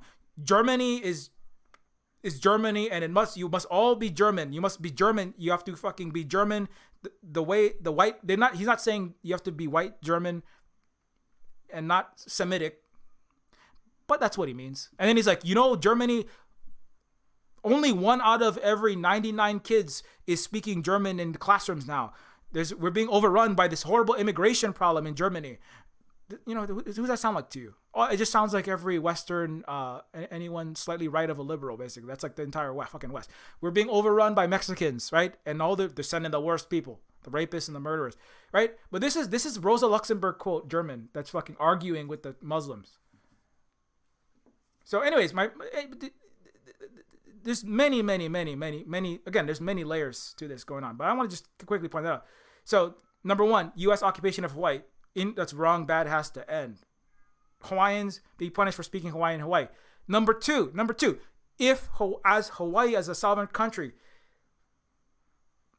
and when Hawaii becomes fully de facto operational as a sovereign country, not under forcible U.S. colonization, Hawaiians, I will not support a Hawaii that punishes people for speaking English in Hawaii. If there's a white kid, like that speaks English in a school, I don't want that child to be punished because that kid that's speaking English to his friend isn't speaking Hawaiian. This again completely it seems incomprehensible to Europeans and Americans. Even in a weird way, even more so to Europeans. I think because they live in extra Nazi land and they have extra cover from America. They're so coddled little white people up there. They can't get it through their skull, right?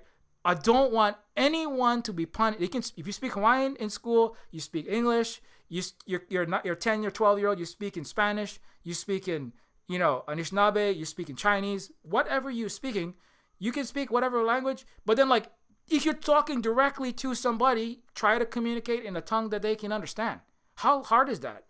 No, that's impossible for Europe. That's impossible for the US and NATO, apparently. That's the colonial mentality. And I was just figuring it out, like looking at this leftist, this German leftist, is like, I gave up trying to explain this shit because I'm like, I don't have time and spoons for this fuck. I'm too busy like reliving trauma, talking about my own genocide to talk to your racist leftist. Like I said, okay, Mr. National Socialism.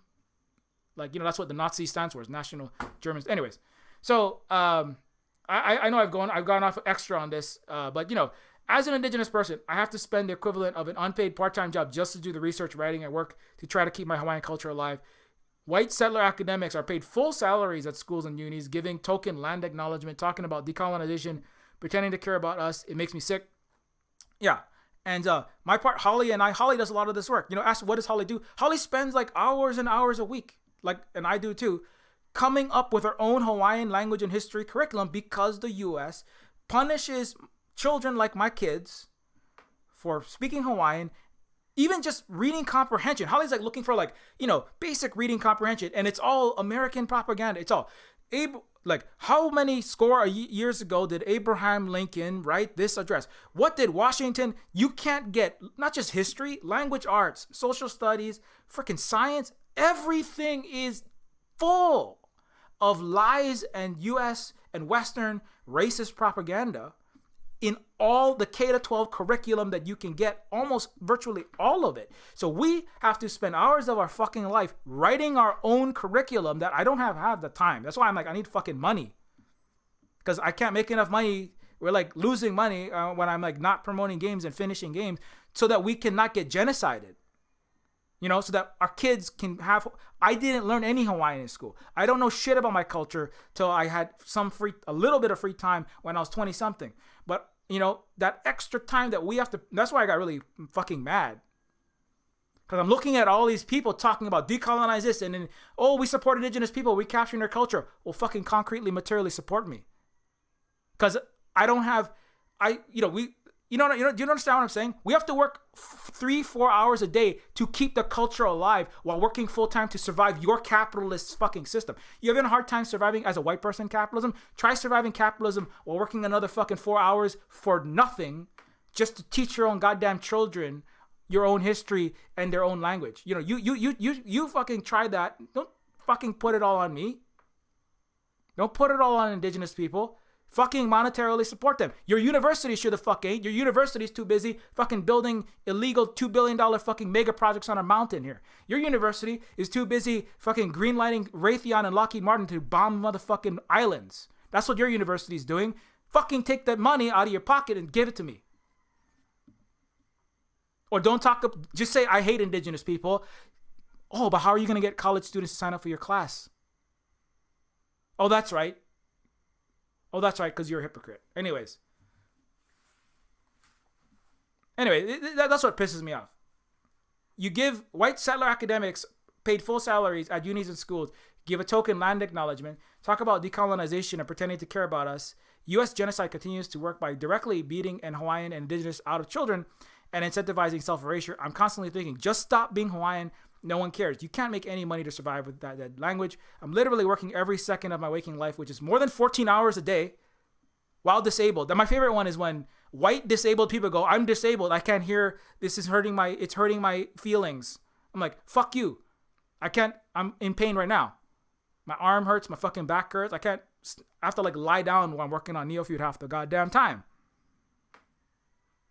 You know, and then I still do 14 hours of work a day so that I can keep this goddamn shit afloat with Holly as well, doing shit tons of work and extra free work to keep indigenous culture alive. Why? Because trying to run an indigenous anti-capitalist co-op and educate my kids because the U.S. is occupying Hawaii, brainwashing us all. There is no break. There's no safe space for me or indigenous people who don't want to be genocided. Progressives in the so-called left are full of fucking shit. The mainstream West, which is right to far right, is just like, shut up and go away, savage, so we can make dollars from your land. The liberals pretend to care and whisper, shut up and go away, while mass arresting us, poisoning our water and land. And the left and the progressives are mostly like, oh, that's so sad, Native person, and then consume the education without materially supporting, like I already said.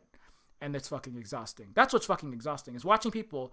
Somebody actually said that. Some white person on Mastodon was like, you know, I'm a rich white German kid, and I'm also disabled. I have to take antipsychotics, but I have all this fucking money in my pocket. I've been reading your tweets and your posts and your content and watching your streams for a long time now. And I guess you're right. So here's like $30. I'm like, well, I'm glad that you finally got it.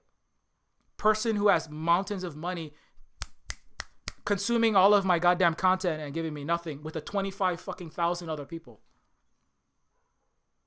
You know? You know, I mean, anyway, you just, the more I thought about it, the more fucking pissed off I became. But then some people were like, oh, Silver Spook, stop talking because you're making my feelings hurt. And that's really triggering for me.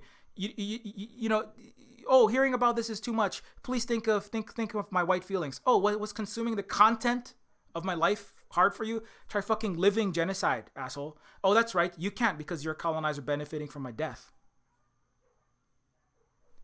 I mean, thanks to everyone who keeps supporting Native Hawaiians like us in our work. I wish you weren't in the minority in the West. It was too much. And the thing that really got to me was watching colonizers, white people, white Germans, white Americans, white Canadians, and some of them not even white, but they're like identifying with the whiteness, pat themselves on the back for not banning a non-white language so hard, and then going, but Muslims should be illegal to speak in Germany. Because what?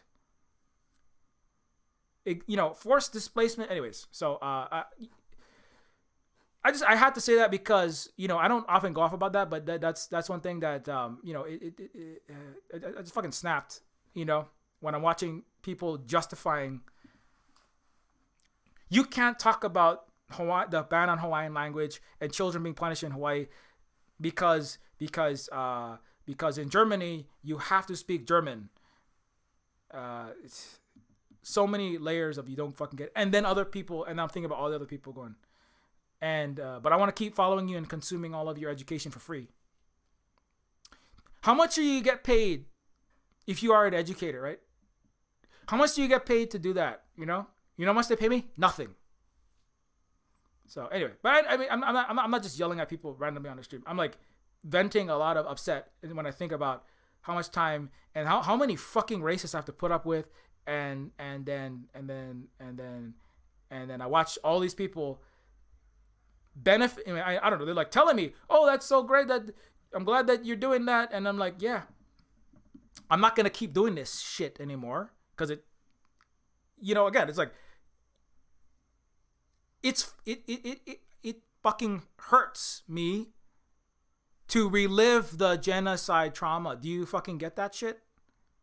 This is not actually that fun for me to remember that my fucking parents had the Hawaiian beaten out of them. Do you think I don't actually like doing that? I gotta do that. I don't like doing that because it hurts. No, don't talk to me about your fucking secondhand trauma because you heard about genocide. Oh, please warn me because I can't handle that shit. Fucking unfollow me then, racist. I can't handle hearing about it. I can't fucking handle reliving it all the goddamn time. You ever thought about that? I certainly can't handle reliving it all the fucking goddamn time for free. The kids can't live with a fucking roof above their head for free. That's for goddamn sure.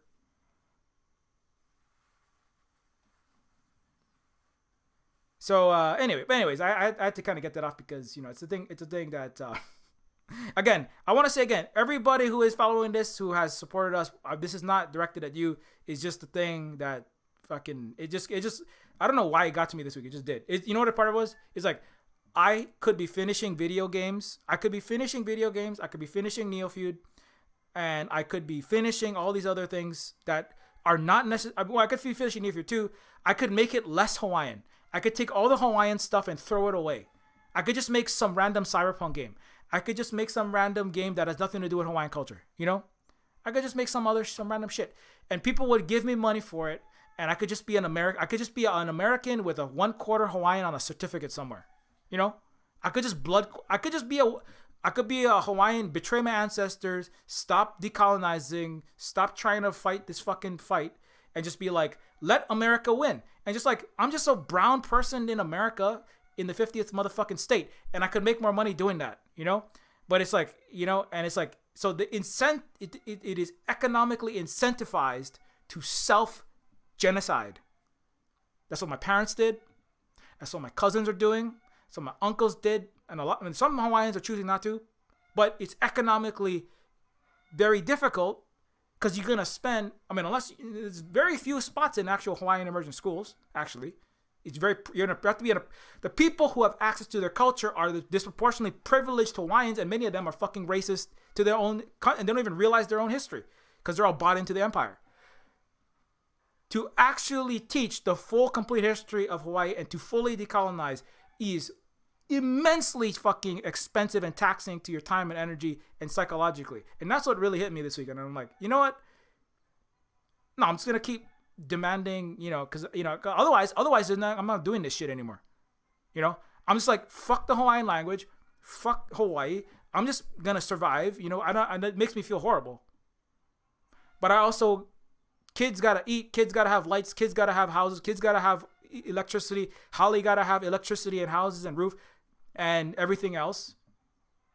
And so you are gonna fucking pay me for that shit till we have socialist Hawaii like you stole from us, and then you can stop. But until then, you motherfuckers owe me. Anyways, that's not my Kickstarter. Please pledge the fund. But I just I gotta say that, and I'm sorry, I'm not talking about Lovecraft Country, but it's 2:08. I gotta go.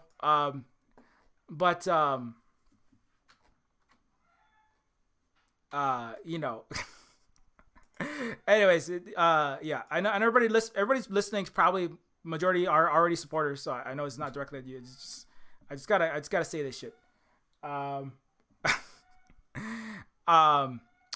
Lovecraft Country is a really great show. Please check it out. It's a really cool show. I like it a lot. It's a scary show, great for Halloween. It's a show about the cosmic horror of racist, imperialist, capitalist Western world, and you get a good scare. I've talked about it at length. I feel like I gotta go. It's over. It's already 2:08. But anyways.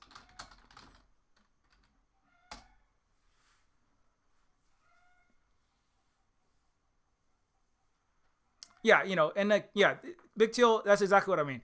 It's a system that forces us to make hard choices. You didn't set that system up. That's like, either you work 2 full-time jobs trying to be indigenous, or you starve. But it's like, if you have the privilege of not being the person who has to try to maintain your culture, right? Taking a whole, and your children passing that culture down, right? And you have the opportunity. Can you please help us out? Can you please help us out? Because because fucking hard. You know what I'm saying? That's all I'm saying. And we because the economic incentives are against us as Native Hawaiians and Indigenous people existing, especially the ones that are working in the urban settings, working in the world without access to families and that all kind of money and shit like this, trying to do non-capitalist business, right? We need the support of people, especially people who have benefited from colonial wealth and white supremacy, like we've been talking about.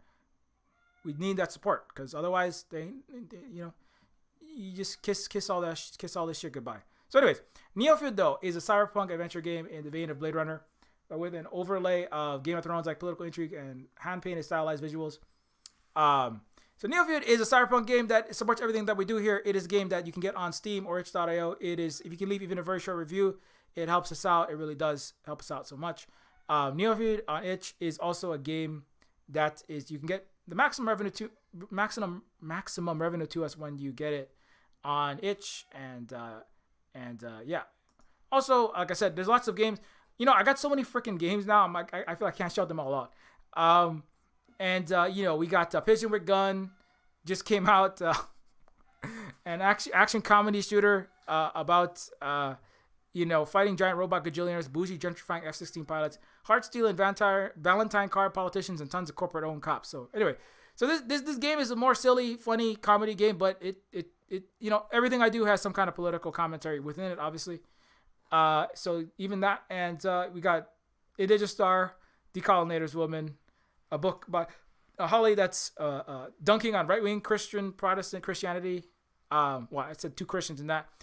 Speaking of patriarchy, this is directly against that one, and that you can get it for free, or you can donate some amount of money to us to support us.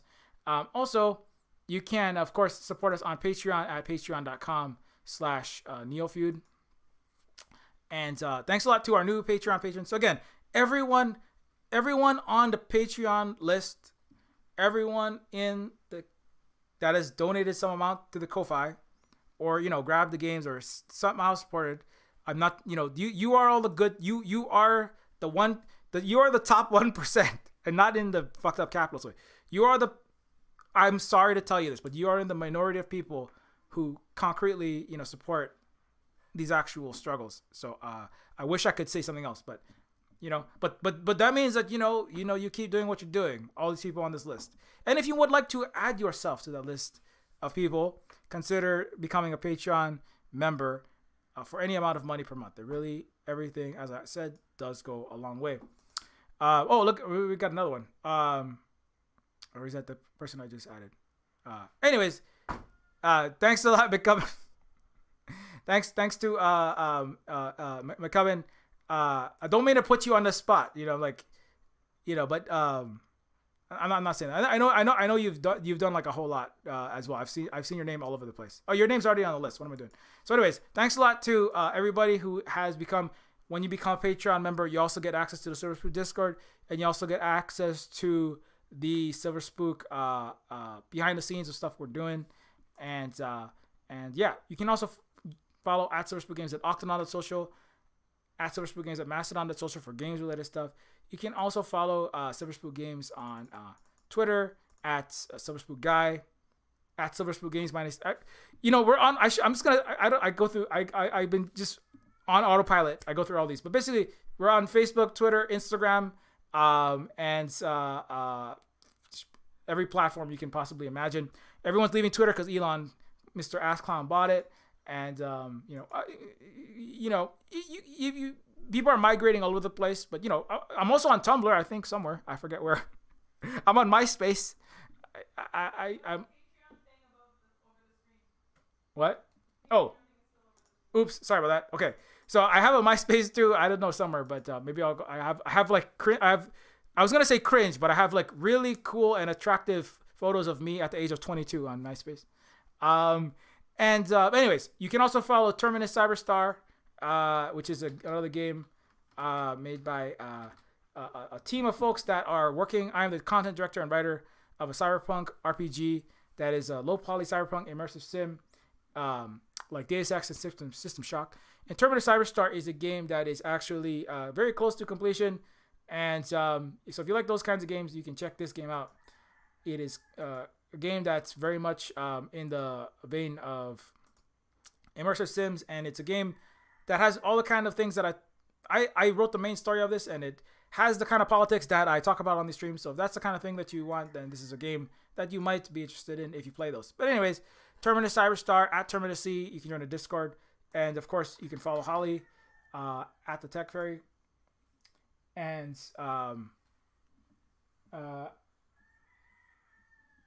you get become it. I'm half joking. I don't have like a MySpace that's fully operational. I just never deleted the original, so there might be something that says it's not under my name. Anyways, but I'm gonna be like the first one back to the MySpace Gold Rush. I'm gonna have all the MySpace friends, and we're gonna all have sparkly fuchsia on black cursors and top 8.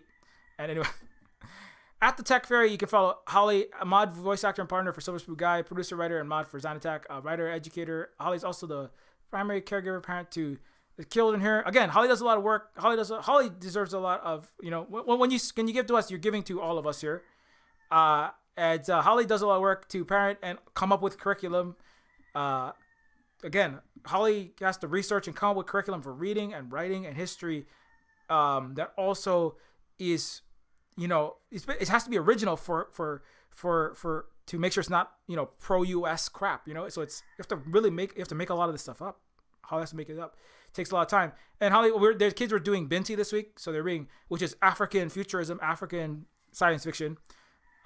Instead of reading, I don't know, your average American settler colonizer bullshit, like your Tuck Everlasting, your Great Gatsby's and all this bullshit. Anyways, so Holly is doing all that work as well as parenting and managing, modding, everything, tweeting, stuff like that. And Holly is also, writing this for the show. The final the encore episode, because they reached the goal for the Lounge, a liminal digital cabaret that Holly writes and produces for. The final episode, the bonus episode, will be coming out this Tuesday. So I'll probably be I'll be there for that for Tuesday. So come on down for the encore episode Tuesday at 8 p.m. Eastern.